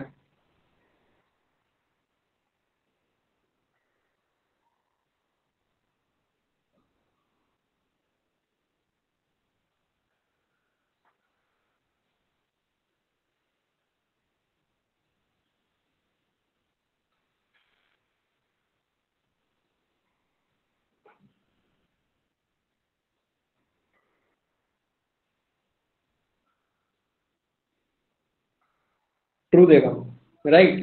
5 माइनस 3 2 होगा, तो सही है। 5 क्या 2 के बराबर है? नॉट, ठीक है, समझ गए बस, ठीक है, आगे बढ़ते हैं। Logical operators, digital electronics, first year, first semester. Okay, तो ये एंड है, एंड लॉजिकल एंड बोलना, ठीक है। एंड दो होते हैं, दो एंड ऑपरेटर्स होते हैं, एक होता है लॉजिकल एंड और एक होता है बिटवाइज एंड। एक होता है लॉजिकल और एक होता है बिटवाइज और, ठीक है। बिटवाइज ऑपरेटर्स भी होते हैं, तो उसको मैंने नहीं मेंशन किया क्योंकि इतना मैं डीप लेवल में नहीं जा रहा था, ठीक है। लॉजिकल क्या है कि ये ट्रुथ टेबल पे काम करता है, बेसिकली दो एक्सप्रेशन, दो लॉजिकल एक्सप्रेशन को जोड़ता है। ओके, जैसे एग्जांपल लेते हैं थोड़ा सा। अगर मैं बोलूं 5 माइनस 3 एंड, रुको रुको,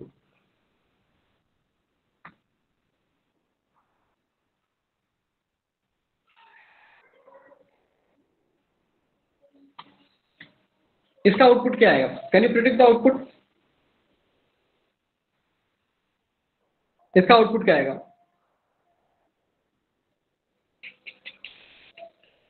इसका आउटपुट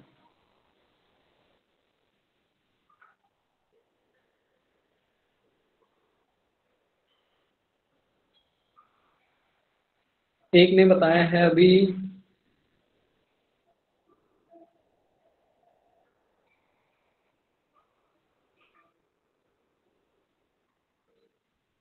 ट्रू। 5 माइनस 3 कितना हुआ? Okay, true. 5 माइनस 3 आपका कितना हुआ? 2, ठीक है, 2 हुआ। टू क्या टू के बराबर है? हाँ है, ट्रू आया, ठीक है ट्रू आया। इस साइड चलते हैं, इस साइड चलते हैं। 5 माइनस 9 कितना हुआ? -4, राइट। -4 क्या -4 4 के बराबर है? नहीं है, तो कंडीशन ट्रू है, दोनों तरफ ट्रू ट्रू, तो क्या आएगा?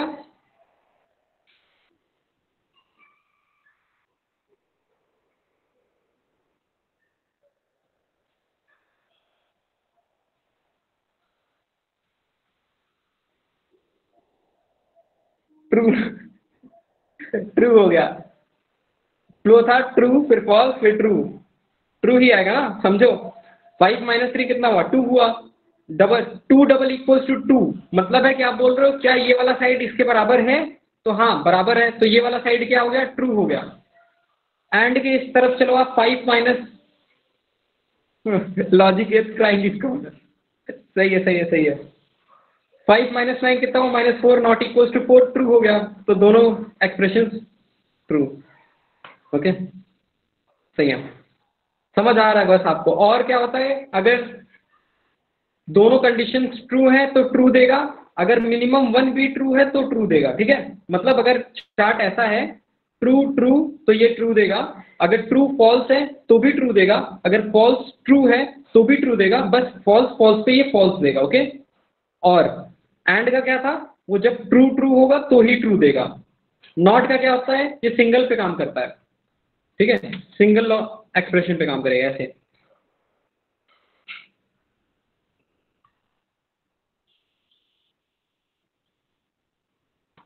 इसका क्या आउटपुट आएगा?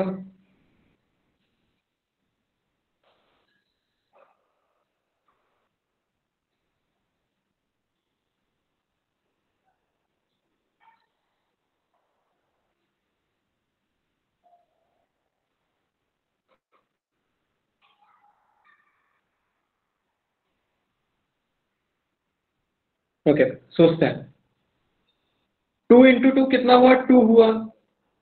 2 क्या 4 के बराबर है? तो नहीं है, नहीं है तो उसका निगेशन कर दो, फॉल्स, मतलब ये of course like 2 into 2 gives you 2 and is 2 equals to 4, false, false का उल्टा ट्रू, तो ट्रू, ठीक है सिंपल। अब असाइनमेंट ऑपरेटर्स क्या होता है, असाइन करने के लिए वैल्यू, जैसे अगर आपको 4 किसी वेरिएबल लगते ए के अंदर आपको 4 स्टोर करना है, तो आप क्या बोलोगे? ए इक्वल्स टू 5 या 4, तो 4 ए पर्टिकुलर ए वेरिएबल के अंदर जाएगा, ठीक है। अब इसके बाद ये आपके नीचे क्या है, ये होता है एडिशन असाइनमेंट बोलते हैं इनको, सब्सट्रैक्शन असाइनमेंट बोलते हैं, मल्टीप्लिकेशन असाइनमेंट बोलते हैं। इनका क्या होता है बेसिकली, अगर सपोज आप ऐसे लिख रहे हो, ठीक है, सिंटैक्स दिखाता हूँ, इंट आई इक्वल्स टू 1, इसका क्या मतलब हुआ बेसिकली सॉरी, आई वेरिएबल के अंदर आप 1 को स्टोर कर रहे हो, ठीक है, आई वेरिएबल के अंदर 1 को स्टोर कर रहे हो, ठीक है। आगे आपको करना है आई में 1 मोर ऐड, तो आप ऐसे लिख सकते हो I equals to I plus 1, सही है। तो आप बेसिकली आई के अंदर 1 था, आप फिर बोल रहे हो I equals to I plus 1, तो मतलब 1 प्लस 1 इक्वल्स टू 2, जो कि गया किसके अंदर? ये आई वेरिएबल के अंदर, तो आई की वैल्यू अब हो गई 2, समझा।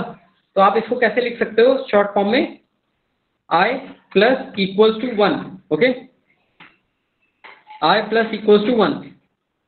ऑफकोर्स आप आई प्लस प्लस भी लिख सकते हो, वो सब आने वाले सेशन से देखेंगे, लाइक क्या है i plus plus, plus plus i, post increment, pre increment operator, ये सब, ठीक है। तो ये आप ऐसे लिख सकते हो, अगर आपको जैसे I equals to I plus 4 लिखना है तो उसके लिए है ये कि जैसे आप लिख दो i plus equals to 4, same multiplication same division. अगर आपको लिखना है p equals to p into 9, तो आप उसको लिख सकते हो p into equals to 9, okay. ये होते हैं आपके असाइनमेंट ऑपरेटर्स, इनको बोलते हैं, एक होता है एडिशन असाइनमेंट, एक होता है सब्सट्रैक्शन असाइनमेंट, एक होता है प्रोडक्ट असाइनमेंट, एक होता है डिवीजन वाला। हाँ बेसिकली यहाँ पे अब ये कौन सा है? प्रोडक्ट असाइनमेंट है, ठीक है। ये कौन सा है? एडिशन असाइनमेंट है, तो ऐसे हैं।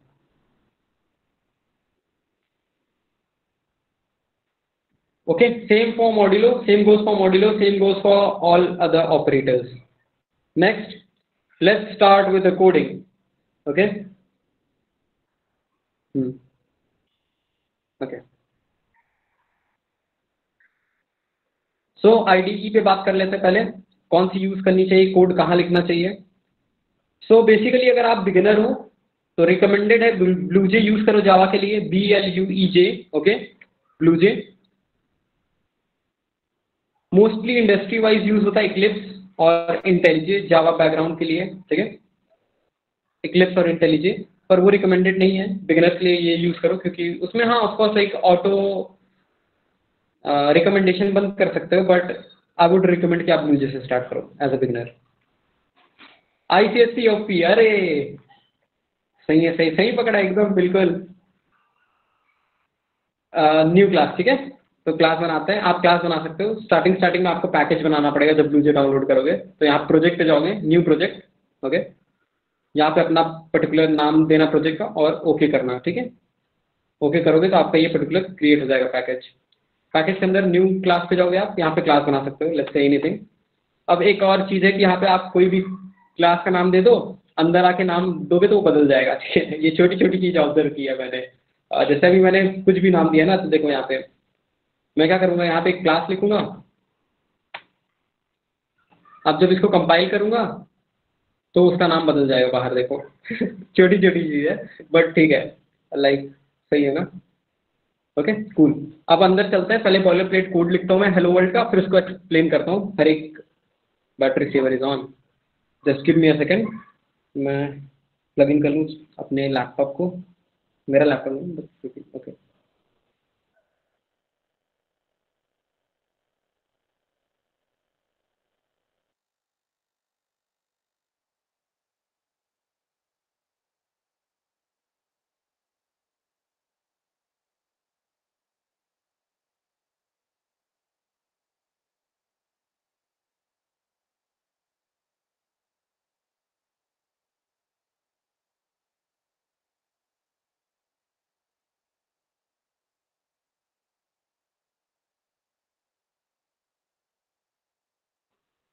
Okay yes I am back,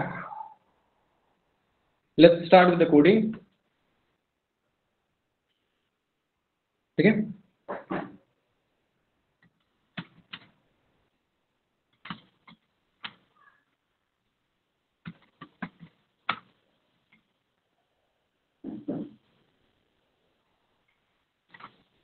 just give me a second, मैं एक्सप्लेन करता हूँ सारी चीज़ें क्या क्या है।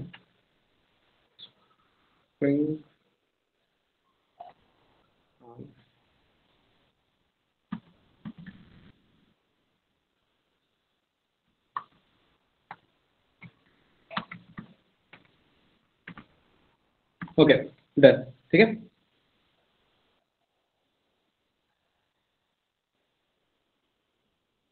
कूल। सो यहाँ पे हर एक वर्ड की मीनिंग समझते हैं पहले क्या है, ठीक है। ये बॉयलर प्लेट कोड है बेसिकली। पब्लिक जो सबसे पहले आता है बाय डिफॉल्ट, ऐसे भी आपको कई सिंटैक्स में दिखेगा, पब्लिक नहीं लिखा हुआ, नॉर्मल क्लास, ठीक है। इसका ये होता है बेसिकली कि अगर आप कुछ भी नहीं लिख रहे हो तो बाय डिफॉल्ट वो पब्लिक समझता है इसको, ठीक है। ये क्या होते हैं, इनको बोलते हैं एक्सेस मॉडिफायर, एक्सेस मॉडिफायर, ठीक है। एक्सेस मॉडिफायर जैसा नाम ही बता रहा है, क्या, एक्सेस को कंट्रोल करना, एक्सेस को मॉडिफाई करना, कि कौन इसको एक्सेस कर सकता है, कौन विजिट कर सकता है, कौन देख सकता है, ठीक है, ऐसा कुछ, ठीक है। एक्सेस मॉडिफायर कौन कौन से होते हैं, तीन, public, private, protected, okay. Public, private और protected. Public is the least restricted modifier, least restricted modifier. और प्रोटेक्टेड क्या होता है, मोस्ट रेस्ट्रिक्टेड, ठीक है। अब इनका जरूरत ही क्या है रेस्ट्रिक्शन लगाने की, कि आप बेसिकली अगर पब्लिक बोलोगे तो कोई अदर क्लासेस इसके फंक्शंस, इसके वेरिएबल्स को यूज कर सकती है, देख सकती है, ऐसा कुछ समझो अभी। हाँ, प्रोटेक्टेड होगा तो एकदम कोई और क्लास इसको विजिट नहीं कर सकती, कोई इसके डेटा को यूज नहीं कर सकती। अभी ऑब्जेक्ट ओरिएंटेड के अंदर एक कॉन्सेप्ट होता है इनहेरिटेंस का प्रिंसिपल। इनहेरिटेंस में क्या होता है बेसिकली, कि जैसे चाइल्ड कुछ प्रॉपर्टीज अपने पेरेंट से इनहेरिट करता है ना, तो वैसे ही ना क्लास भी कुछ प्रॉपर्टीज इनहेरिट करती है दूसरे क्लास से। यू कैन अंडरस्टैंड दिस, एक एग्जांपल उठाते हैं। सपोज आपके पास एक क्लास है ए नाम की क्लास है, उसके अंदर आपने कोड लिखा हुआ है 10 लाइन का हेलो बोलने का, ठीक है, सिंपल हेलो का कोड लिखा हुआ है। और बी क्लास में आपको वही 10 लाइन का कोड की जरूरत है हेलो बोलने की।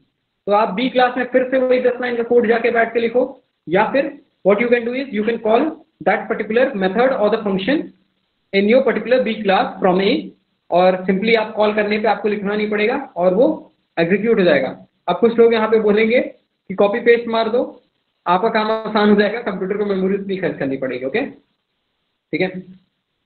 और रीडेबिलिटी का भी इशू आएगा। तो एक्सेस मॉडिफायर्स ही होते हैं। प्राइवेट इज लीस्ट रेस्ट्रिक्टेड, और ये पैकेज लेवल का रेस्ट्रिक्शन देता है, ठीक है। पैकेज लेवल पे विजिट कर सकते हो जो भी चीजें हैं क्लासेस सेम पैकेजेस में। अभी के लिए एक्सेस मॉडिफायर्स होते हैं पब्लिक, प्राइवेट और प्रोटेक्टेड। जब इनहेरिटेंस के कॉन्सेप्ट पढ़ोगे तो काफी इंपॉर्टेंट हो जाता है ये।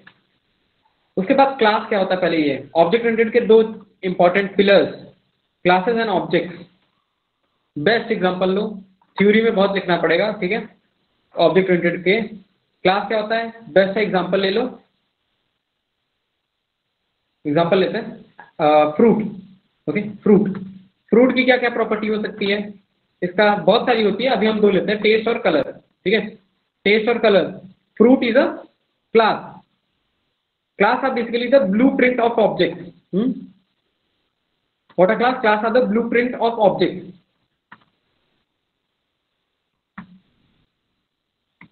Blueprint of objects. Blueprint of objects, classes को ब्लूप्रिंट ऑफ ऑब्जेक्ट बोलते हैं। फॉर एग्जांपल फ्रूट, फ्रूट का कुछ टेस्ट होगा, कलर होगा। What are object? Objects are the real life entity, real life entity. जैसे एप्पल, ठीक है, एप्पल ले लो। एप्पल का भरो ये दोनों प्रॉपर्टीज आप फिल करो। टेस्ट स्वीट, ठीक है, कलर रेड, हो गया, ये एक real life entity. Mango object हो गया जिसका टेस्ट क्या है, स्वीट, कलर क्या है, येलो, ठीक है। तो ऐसे हो गया, आप समझ सकते हो, ये एग्जांपल लिख सकते हो, काफी अच्छा है, दे सकते हो क्लासेस एंड ऑब्जेक्ट्स को एक्सप्लेन करने के लिए। क्लासेस, और ये डेफिनेशन याद रख सकते हो, पहले बता सकते हो कि classes are the blueprint of object. और एग्जांपल फ्रूट एक क्लास है, उसकी कुछ प्रॉपर्टीज होगी जैसे उसका टेस्ट और उसका कलर, और इन दो प्रॉपर्टीज के बेसिस पे हम डिफरेंट डिफरेंट ऑब्जेक्ट्स क्रिएट कर सकते हैं। एप्पल, एप्पल का टेस्ट हो गया स्वीट, कलर हो गया रेड। मैंगो स्वीट, येलो, सही है। अब इसके बाद एक और एग्जांपल है कार। कार की ब्रांड होगा कोई, उसका कलर होगा। ओके, जैसे ले से BMW, उसमें ब्रांड क्या हो गया, BMW, एंड कलर क्या हो गया, लेट्स से ब्लैक। सेम इसी पैरामीटर्स पे बहुत सारे ऑब्जेक्ट्स बनाए जा सकते हैं, राइट। तो ये हो गया आपके क्लासेस एंड ऑब्जेक्ट्स, ठीक है। Classes are the blueprint of objects, और objects are real life entity. उसके बाद ये होता है आपका क्लास का नाम। आप इसको क्लास का नाम दे सकते हो, जैसे आप लेट्स से एडिशन करने की कोई क्लास बना रहे हो तो आप लिख सकते हो पब्लिक क्लास ऐड, बेसिकली ये दो नंबर्स को ऐड करेगी या जो भी, ठीक है। कोई दिक्कत नहीं, ठीक है। इसको आप प्राइवेट बना दोगे तब भी चलेगा वो, ठीक है। वो समझेंगे धीरे धीरे जब आप डीप टाइप करोगे कि दिक्कत क्या है, ठीक है। ये बेसिकली मैं बता रहा हूँ, ऐसे क्लासेस को आप डिफाइन करते हो। ये एक्चुअली क्लासेस बनाते क्यों हैं? तो इनकैप्सुलेशन जो ऑब्जेक्ट ओरिएंटेड प्रोग्रामिंग जो है, ऑब्जेक्ट ओरिएंटेड प्रोग्रामिंग, उसका पहला जो प्रिंसिपल होता है वो क्या बोलता है, वो बोलता है इनकैप्सुलेशन। इनकैप्सुलेशन, इनकैप्सुलेशन बहुत अच्छा रियल लाइफ एग्जांपल है। कैप्सूल, कैप्सूल में क्या करते हो आप? कैप्सूल में क्या होती है, छोटी छोटी दवाएं होती है, ठीक है। तो ऑफकोर्स इट्स नॉट प्रैक्टिकल कि आप उतनी छोटी छोटी दवाएं लो, तो उनको क्या करते हैं कैप्सूल में बंद कर देता है और फिर डायरेक्ट कैप्सूल लो, काम हो जाता है, ठीक है। तो वैसे ही हम क्या करते हैं, पूरी क्लास को, अपने पूरे कोड को एक कैप्सूल के अंदर बंद करते हैं। वो कैप्सूल जो होता है क्लास होता है, ठीक है। तो इनकैप्सुलेशन बेसिकली वही बोलता है कि आप अपने पूरे कोड को एक कैप्सूल के अंदर बंद कर दो यूजिंग क्लासेस। यहाँ से एक क्वेश्चन आ सकता है जैसे अच्छा था, how do you achieve encapsulation in Java और object oriented programming? We achieve encapsulation using classes, ठीक है। ओके, इसके बाद अंदर क्या है, फंक्शन। फंक्शन बहुत सारे हो सकते हैं, ठीक है, क्लास के अंदर होंगे बहुत सारे फंक्शन हो सकते हैं, आपकी मर्जी जितने बनाने हो बनाओ। पर एक फंक्शन मेन है, कौन सा? मेन फंक्शन, वो हमेशा होना चाहिए, ठीक है। वो कौन सा? मेन फंक्शन आपका हमेशा होना चाहिए। अब मेन फंक्शन क्यों होना चाहिए? ऐसे सिनेरियोज हैं जहां पे आप ऑब्जेक्ट्स क्रिएट करके कर सकते हो, बट अभी के लिए समझो मेन फंक्शन होना बहुत जरूरी है। हाँ, उसके बिना काम नहीं होगा। तो क्यों, जैसे आप अपना पढ़ना कहाँ से स्टार्ट करते हो, कोई भी पेज नीचे से, बगल से, अगल से, किधर से, एकदम top right hand, top left corner से ना, वहां से पढ़ना स्टार्ट करते हो कोई भी पेज। तो वैसे कंपाइलर जो है वो कहाँ से पढ़ना स्टार्ट करता है, मेन फंक्शन से। वो यहाँ से मेन की पहली लाइन से पढ़ना स्टार्ट करेगा, ठीक है, यहाँ से यहाँ से वो पढ़ना स्टार्ट करता है कंपाइलर। ओके, तो अब ब्रेक डाउन करते हैं इसके अंदर। तो देखो, आप एक्सेस मॉडिफायर हमने बात किया था, एक्सेस मॉडिफायर किस पे लगा सकते हो, आप लगा सकते हो वेरिएबल्स पे, आप लगा सकते हो मेथड्स पे, आप लगा सकते हो किस पे क्लासेस पे, ठीक है, ये 3 चीजों पे आप एक्सेस मॉडिफायर्स लगा सकते हो। Okay,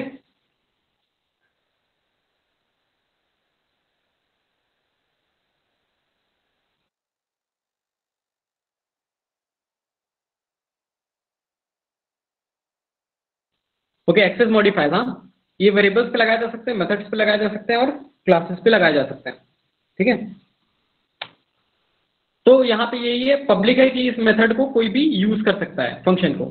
static, why we use static, static is basically a keyword. अच्छा, कीवर्ड क्या होते हैं, keywords are special words that convey special meaning, reserve words, yeah, special meaning to language compiler, ठीक है।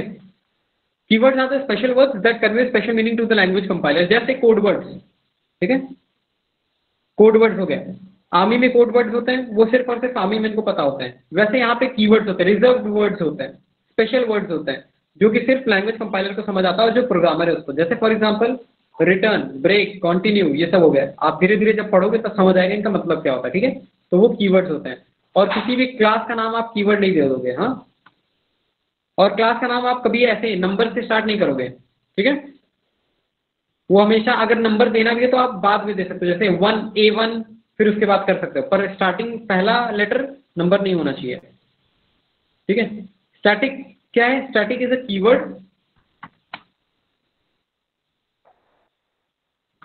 Keyword used for memory management, ठीक है, used for memory management. Okay, memory management के लिए हम कीवर्ड स्टैटिक का यूज करता है। इसका एक बहुत ही डीप डाइव प्रैक्टिकल इंप्लीमेंटेशन है कोड के साथ, कैसे ये मेमोरी मैनेजमेंट के लिए यूज होता है वो हम देखेंगे आगे, अगर सेशंस लूंगा मैं उस पर तब, ठीक है। आज कोई सेंस नहीं है, वो काफी डीप डाइव है, तो वो ऑब्जेक्ट ओरिएंटेड कोडिंग में आ जाता है थोड़ा सा। अभी के लिए याद रख सकते हैं, इन शॉर्ट अगर कोई पूछे स्टैटिक क्या है, वो एक कीवर्ड है जिसका यूज करते हैं मेमोरी मैनेजमेंट के लिए। वॉइड, वॉइड भी एक कीवर्ड है, ठीक है। अभी के लिए वॉइड एक कीवर्ड है, आप सी में पढ़े होंगे, void is a keyword which is used to tell that the function is returning no value, ठीक है। वॉइड एक कीवर्ड है जो ये बता रहा है कि फंक्शन कोई वैल्यू रिटर्न नहीं कर रहा है। फंक्शन क्या है, फंक्शन एक मशीन है जो कुछ इनपुट लेगा या नहीं लेगा उसकी मर्जी, आउटपुट देगा या कोई एक्शन परफॉर्म करेगा, ठीक है। ओके, तो वॉइड ये बता रहा है कि ये पर्टिकुलर फंक्शन जो है मेन, ये हमें कोई भी आउटपुट नहीं दे रहा है, ठीक है। इसके बाद ये अंदर क्या है, इसके अंदर आप पैरामीटर्स देते हो, ओके, ये आप पैरामीटर्स दे रहे हो। ये क्या है, string arg, it is basically a string of arguments. अब स्ट्रिंग ऑफ आर्ग्यूमेंट्स का मतलब क्या होता है, इसका बेसिकली ये मतलब है, जैसे ये एक एरे है, हाँ, ARGS एक एरे है, ARGS नाम का एक एरे है जिसके अंदर स्ट्रिंग टाइप की वैल्यू स्टोर्ड है। एरेज क्या होता है, arrays are basically a collection of elements, similar type of elements और डेटा, ठीक है, ऐसा कह सकते हो। उसके बाद आपका system out dot println hello world. अब ये क्या है, सिस्टम आउट डॉट प्रिंटलन, ये बेसिकली आप इसका यूज करते हो, कुछ भी आपको आउटपुट स्क्रीन पे दिखाना है तो आप system dot out dot println के ब्रैकेट के अंदर लिख दोगे, आपका वो आउटपुट स्क्रीन पे दिखेगा, ठीक है। अब आउटपुट स्क्रीन पे दिखेगा, ठीक है। अब जो भी चीज आप इसके अंदर डबल इन्वर्टेड कॉमास के अंदर लिखते हो, ठीक है, डबल इन्वर्टेड कॉमास के अंदर लिखते हो, वो एग्जैक्टली वैसा प्रिंट होता है, ठीक है। अगर आप यहाँ पे हेलो लिख दोगे इसके अंदर, हेलो वर्ल्ड, तो ये जस्ट एग्जैक्ट कॉपी वहां पे आपकी आउटपुट स्क्रीन पे देखो। अभी मैं इसको कंपाइल किया, अब इसको मैं रन करूंगा,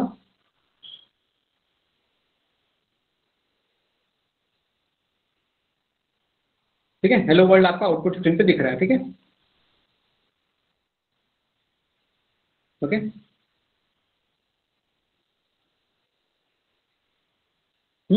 तो आप कुछ भी आउटपुट दिखाना होगा सिस्टम डॉट और डॉट प्रिंट एल एन, उसके अंदर आप एग्जैक्टली डबल इन्वर्टेड कॉमर्स के अंदर लिख दोगे, वो वैसा प्रिंट हो जाएगा। अब यहाँ पे एक प्रिंट भी होता है सिस्टम आउट डॉट प्रिंट, उसका काम क्या होता है बेसिकली, प्रिंट क्या करता है कि वो प्रिंट एल एन क्या करता है, वो आउटपुट को प्रिंट करेगा, फिर उसके बाद बेसिकली आपको नेक्स्ट लाइन पे कर्सर भेज देगा। ठीक है, जैसे सपोज आपने ऐसा लिखा, कॉपी दिस, पेस्ट, यहाँ पे हेलो करते हैं, यहाँ पे वर्ल्ड करते हैं, तो क्या होगा बेसिकली प्रिंट फिर एलएन नेक्स्ट लाइन, तो ये हेलो को प्रिंट करेगा, कर्सर को नेक्स्ट लाइन में भेजेगा, कर्सर नेक्स्ट लाइन में वर्ल्ड को प्रिंट करेगा, फिर कर्सर नेक्स्ट लाइन में आएगा क्योंकि एलएन लिखा हुआ है। तो देखो आउटपुट,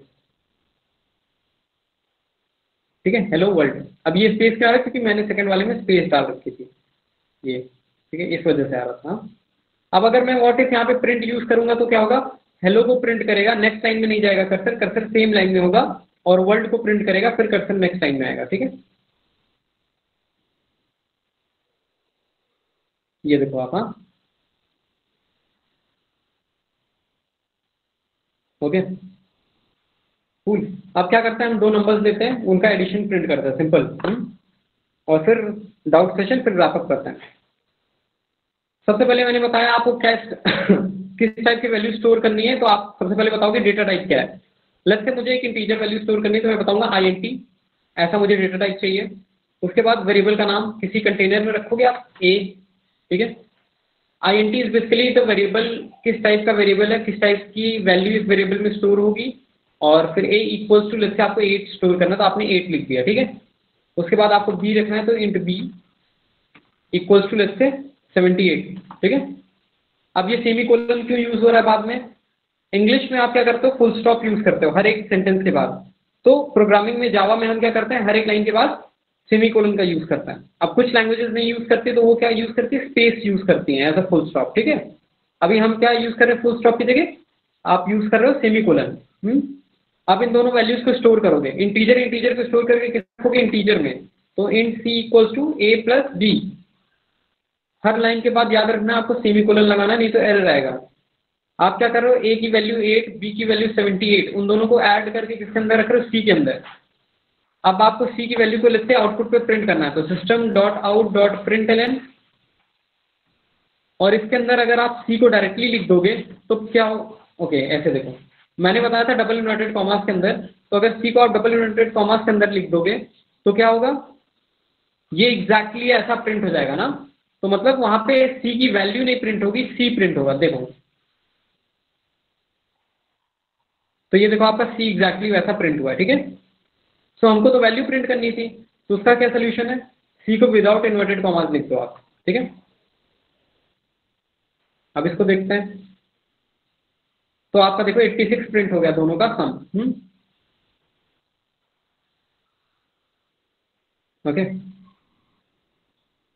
अब देखो यहाँ पे आप एक चीज और, सपोज आपको ऐसा कुछ प्रिंट करना था, the sum is equals to, जो भी है, 8 8 8 16 86, हाँ, ये आपको प्रिंट करना है ऐसा।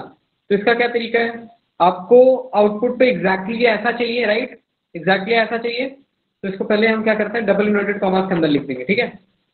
The sum is equals to, double inverted commas में आ गया क्योंकि हमें ऐसा चाहिए ना। अब 86 किसके अंदर है, C के अंदर है, कोई वैल्यू है, ओके। उसका क्या सीन है, आप प्लस लगाओगे यहाँ पे और फिर C लिखोगे, the sum is equals to 6। अब ये प्लस क्या करेगा ना, ये पर्टिकुलर एक्सप्रेशन के साथ जो भी ये स्ट्रिंग है इसके साथ जोड़ देगा इसकी वैल्यू को, C को, ओके। अगर आप प्लस लगा के ये डबल इन्वर्टेड कॉमास में कर दोगे तो फिर वो एग्जैक्टली वैसे प्रिंट होगा, तो कोई सेंस नहीं है ना, तो इसको आप ऐसे रखोगे, तो ये क्या होगा, 10 मिस प्रिंट होगा एग्जैक्टली ऐसा क्योंकि डबल इन्वर्टेड कॉमास के अंदर है और प्लस लगा हुआ है और इसकी वैल्यू उसके साथ आ जाएगी। तो देखते हैं इसका आउटपुट क्या आता है, the sum is equal to 86, ठीक है, okay.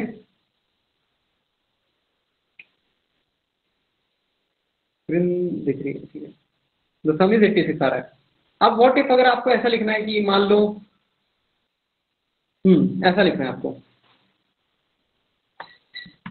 the sum of let's say 8 and 78 equals to जो भी है 86। ऐसा दिखाना है आपको आउटपुट। ओके, दिख रहा है? हाँ, तो आप क्या कर सकते हो, देखो डबल इन्वर्टेड कॉमास के अंदर क्या होगा, जो जैसा प्रिंट होना है, क्या द सम ऑफ, ठीक है, इसको डबल इन्वर्टेड कॉमास के अंदर कर दो।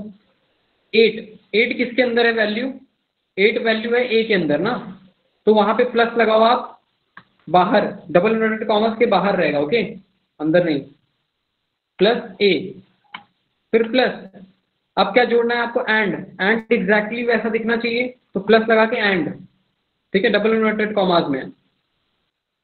उसके बाद फिर प्लस लगेगा, क्या लिखना है आपको, 78, ठीक है, 78 किसके अंदर है, बी के अंदर है, तो बी प्लस, आपको डबल इक्वल्स टू दिखाना है तो प्लस, डबल इन्वर्टेड कॉमास के अंदर इक्वल्स टू, फिर प्लस 86 किसके अंदर है, सी के अंदर, तो सी। ओके, एक फॉर्मेटेड स्ट्रिंग का भी कॉन्सेप्ट है, बट अभी उसको जाने दो, आप यही सीखो, ठीक है, वो जावा के आगे वर्जन में सपोर्टेड है। हाँ, मोस्टली 11 यूज कर रहे हैं अभी, जावा तो बहुत एडवांस हो गई है, तो अभी स्पेसेस नहीं दिया मैंने, तो इस वजह से अभी जो जावा के वर्जन चल रहे, लेटेस्ट वर्जन आया जो, उसमें आपको वो लूजली, अच्छा एक इंपॉर्टेंट चीज मिस हो गई, strictly type strictly type and strictly type and loosely type. Okay, ये बताता हूँ आपको, वो इंपॉर्टेंट चीज है ये, अभी आया दिमाग में। तो यहाँ पे सपोज आपको क्या करना है, the sum of A and B is C, ऐसा आप पेज डाल दोगे तो वो सही हो जाएगा, ठीक है।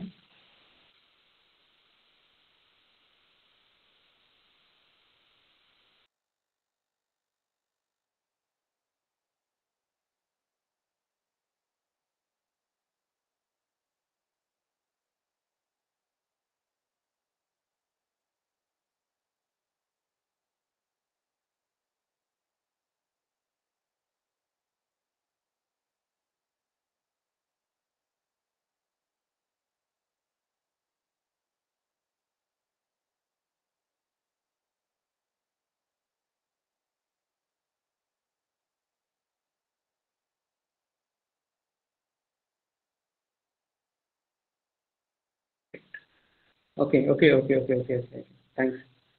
स्ट्रिक्टली टाइप लैंग्वेज, जैसे मैं बोल रहा था कि कुछ लैंग्वेजेस होती हैं वो क्या करती हैं, आप जैसे जावा में कैसे करते हो, आप बताते हो किस टाइप की वैल्यू स्टोर हो रही है, ठीक है।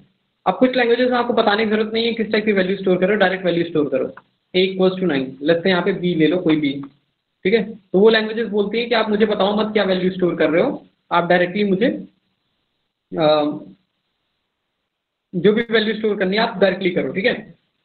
ये लैंग्वेजेस जो ऐसा करती है बेसिकली, जिसमें आप स्पेसिफाई करते हो, जैसे आपकी सी में भी होता है यही सिंटैक्स, आपका सीपीपी में भी होता है, जावा में भी, तो ऐसी लैंग्वेजेस को हम बोलते हैं क्या, strictly type languages, STRICTLY, strictly type, ठीक है, स्ट्रिक्टली टाइप लैंग्वेजेस। और ये जो लैंग्वेजेस होती है जिनमें आप बहुत स्मार्ट होती है लैंग्वेजेस, जिनको आपको बताने की जरूरत नहीं है क्या स्टोर कर रहे हो, तो ये होती है लूजली टाइप लैंग्वेजेस, ठीक है। अब ये लैंग्वेजेस में अगर मैं 9 हटा के यहाँ पे अपना कोई स्ट्रिंग डाल दूंगा, बढ़िया चलेगी, कोई दिक्कत नहीं, ठीक है, पर इसमें मैं ऐसा नहीं कर सकता ना, इसमें क्योंकि मैंने बता दिया है कि इंटीजर वैल्यू है, तो ये एरर देगा। ओके, आई होप समझ आएगा स्ट्रिक्टली टाइप लैंग्वेजेस और लूजली टाइप लैंग्वेजेस। अब इसका इन डेप्थ भी एक बात है, तो उस पर कर लेते हैं थोड़ा सा। ठीक है, स्ट्रिक्टली टाइप लैंग्वेजेस का एक चीज है, डीप ये थोड़ी सी बात है कि इसमें जो मेमोरी एलोकेशन होता है, memory allocation in strictly type languages वो कब होगा, कंपाइल होते समय, ठीक है, कंपाइल ड्यूरिंग कंपाइल होते समय, ठीक है, मेमोरी एलोकेशन होता है। वेयर एज जो आपका लूजली टाइप लैंग्वेजेस होता है, उसमें जो मेमोरी एलोकेशन होता है वो कब होता है, रन टाइम पे। रन टाइम मतलब जब प्रोग्राम रन हो रहा है तब होता है, और कंपाइल होते समय पहले प्रोग्राम आपका कैसे होता है, कन्वर्ट होता है, फिर उसका बाद उसका एग्जीक्यूशन होता है ना, स्टार्ट। तो ऐसे कंपाइलर ऐसे ही काम करता है ना, कंपाइलर क्या करेगा, पहले आपका स्पेनिश को पूरे इंग्लिश में करेगा, फिर बैठोगे पढ़ने उसको, तो सेम पूरे हाई लेवल को लो लेवल में करेगा कन्वर्ट, फिर उसका एग्जीक्यूशन स्टार्ट करेगा। इंटरप्रेटर क्या करता है, पहली लाइन को उठाया, उसको लो लेवल में किया कन्वर्ट, तुरंत उसको एग्जीक्यूट करेगा, फिर दूसरी लाइन पे आएगा, उसको कन्वर्ट करेगा, एग्जीक्यूट करेगा, तीसरे पे गया एंड सो ऑन, ठीक है। तो ये वर्किंग मैकेनिज्म है। ये इंपॉर्टेंट लाइन है काफी, memory allocation in strictly type languages are during compilation, और इसमें क्या होता है, रन टाइम एलोकेशन जो भी है, ठीक है, रन टाइम एलोकेशन होता है। ओके, ठीक है, ठीक है, ठीक है, ठीक है, आई होप इतना समझ आया होगा। एंड ठीक है, रैप अप करते हैं, डाउट सेशन पे चलते हैं। एंड अभी इसके जो प्रोग्राम्स होंगे काफ़ी अच्छे अच्छे, तो उसको हम आगे सेशंस में देख लेंगे, ठीक है। आगे सेशंस रहेगा तो ऑफकोर्स रहेगा, ठीक है, जैसे टाइम मिलेगा तो वैसे रखता हूँ मैं कोई सेशन, ठीक है। आते हैं doubt session, let's start with coding के बाद डाउट सेशन। अरे यार,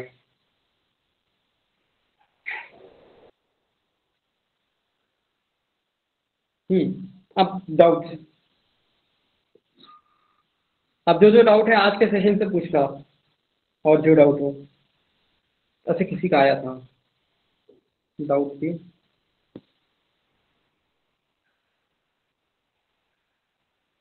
We store if we wish to store int a equals to 4, float b equals to this, storage space will be right, that is 4 bytes. How can we say that int also?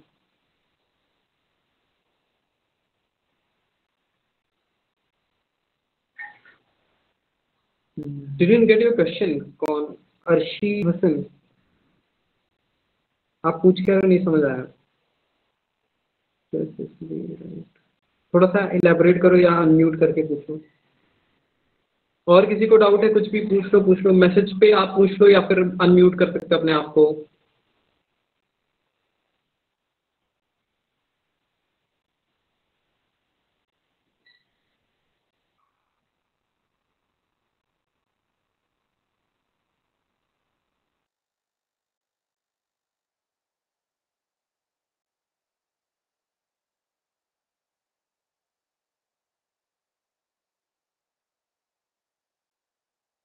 I hope snapshot निकाल लिया होगा, और जैसा मैंने mention किया था कि notes भी बना रहे होंगे। अगर डाउट है तो पूछो आप जल्दी से, कोई भी डाउट है तो मैसेज में टाइप कर दो, अगर म्यूट नहीं करना।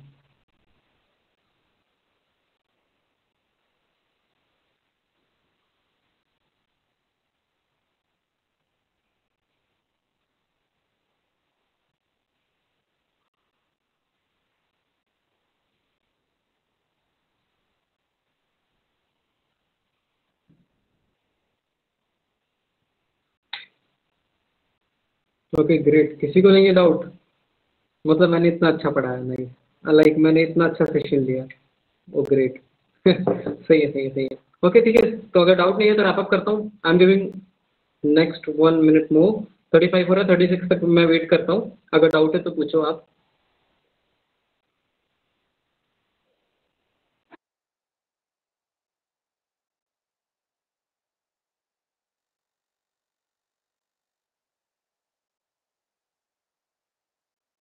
ओके ठीक है, किसी को डाउट नहीं है, हम रैप अप कर।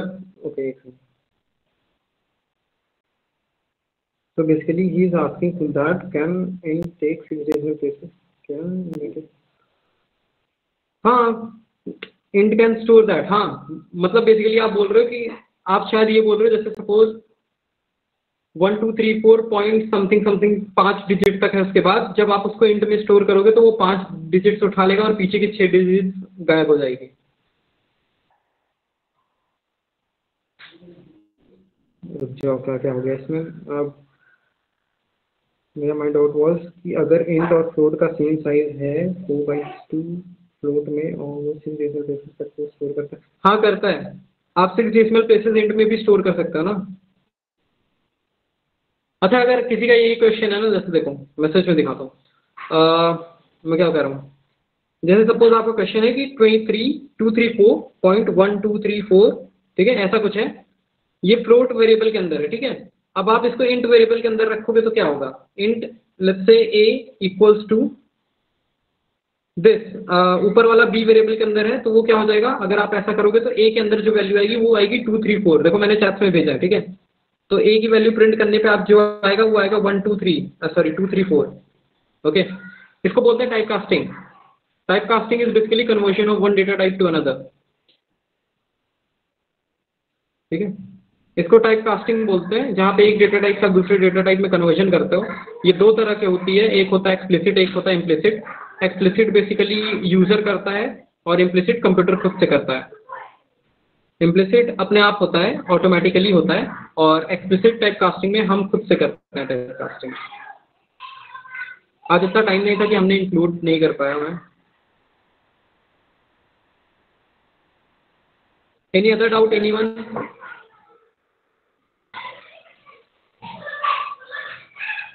क्या कहता है?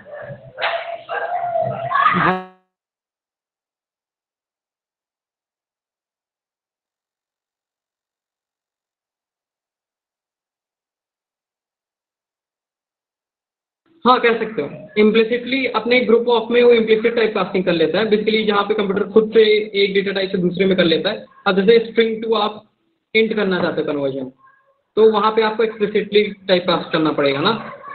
अब उस पर भी रेस्ट्रिक्शंस होती है, जैसे ए बी सी डी को आप इंट में नहीं कर लोगे। आप कोई 14 है वो स्ट्रिंग में स्टोर्ड है, तो उसको आप कन्वर्ट कर सकते हो, ठीक है, ऐसा कुछ।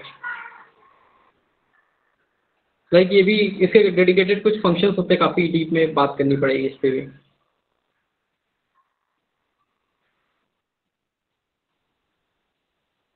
Any other doubt?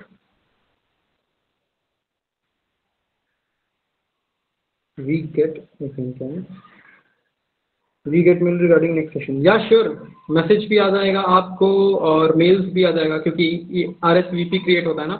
और एक चीज़ कि अगर आप सॉरी, अगर आप जैसे मेल से लॉगिन करते हैं ना, तो आपका एक हिस्ट्री क्रिएट होता है GDSC की वेबसाइट पे, कि आपने कितने सेशंस अटेंड किए हैं, क्या चीज़ है। तो वो बेटर होता है ना, आपके प्रोफाइल पे रिफ्लेक्ट करता है कि ये कितने कंसिस्टेंट है। आने वाले में जैसे सेशंस में होता क्या है ना, कि हम ऑफलाइन सेशन रखें, तो वहाँ पे क्या होता है कि आपकी RSVP तभी अप्रूव होगी, वो जैसे सपोज होता क्या है कि 100 टिकट निकाले हमने, ठीक है।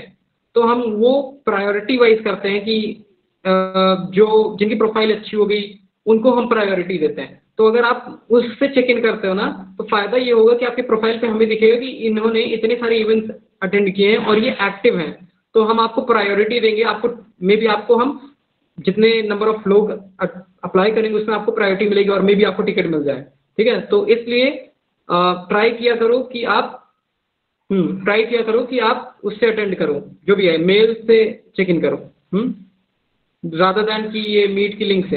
अब जिसके पास ऑप्शन नहीं है वो करो मीट की लिंक से, but try to do that. ये मैंने बता दिया अंदर की बात, ये बहुत लोगों को नहीं पता। Okay, last question, front end के लिए बेस्ट रिसोर्सेज रैंडम यूट्यूब पर। ओके देखो, फ्रंट एंड मैंने किया है, मैंने फुल स्टैक किया है, बट मेरा बेस्ट नहीं है। तो इन शॉर्ट मेरा एंड्रॉयड है नेटिव ऐप, आप इसके लिए उनसे कनेक्ट कर सकते हो, वेब लीड से। हाँ, वो आपको बता देंगे। अब देखो एक चीज़ होता है कि बेस्ट बहुत सारे ना आप डालो यूट्यूब से पढ़ो ना, बुक लेने की क्या ज़रूरत है, PDF लेने की क्या ज़रूरत है, लाइक अगर ऐसा करना है तो, ठीक है। एक रिसोर्सेज से स्टिक करो, उससे करो। More of you can connect with like web lead ना, वो आपको गाइड कर देंगे बेस्ट, ठीक है, क्योंकि मैं उस टेक्नोलॉजी पे काम नहीं कर रहा हूँ ना। If you want to work on Android app development and stuff, then you can connect with me. I'll be like मेरा जावा बैकग्राउंड है, जावा हो गया, Kotlin, इन सब से रिलेटेड आप पूछ सकते हो। Cool. और किसी को डाउट?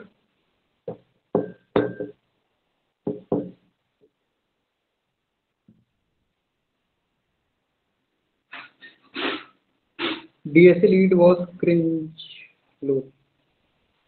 Okay. Okay. ठीक है ठीक है ठीक है। Like you can send me WhatsApp message अगर आपके पास मेरा नंबर हो, so I can talk on that. Okay, क्या इशू है, क्या था, ठीक है। ओके, नहीं अगर जैसे मैं इसलिए पूछ रहा हूँ कि व्हाट्सएप करने को, अगर आपको किसी GDSC मेंबर से कोई भी लेट्स से प्रॉब्लम हुआ तो उसके लिए मैं पूछ रहा हूँ, तो लाइक ठीक है, आप रीच आउट कर सकते हैं मुझसे।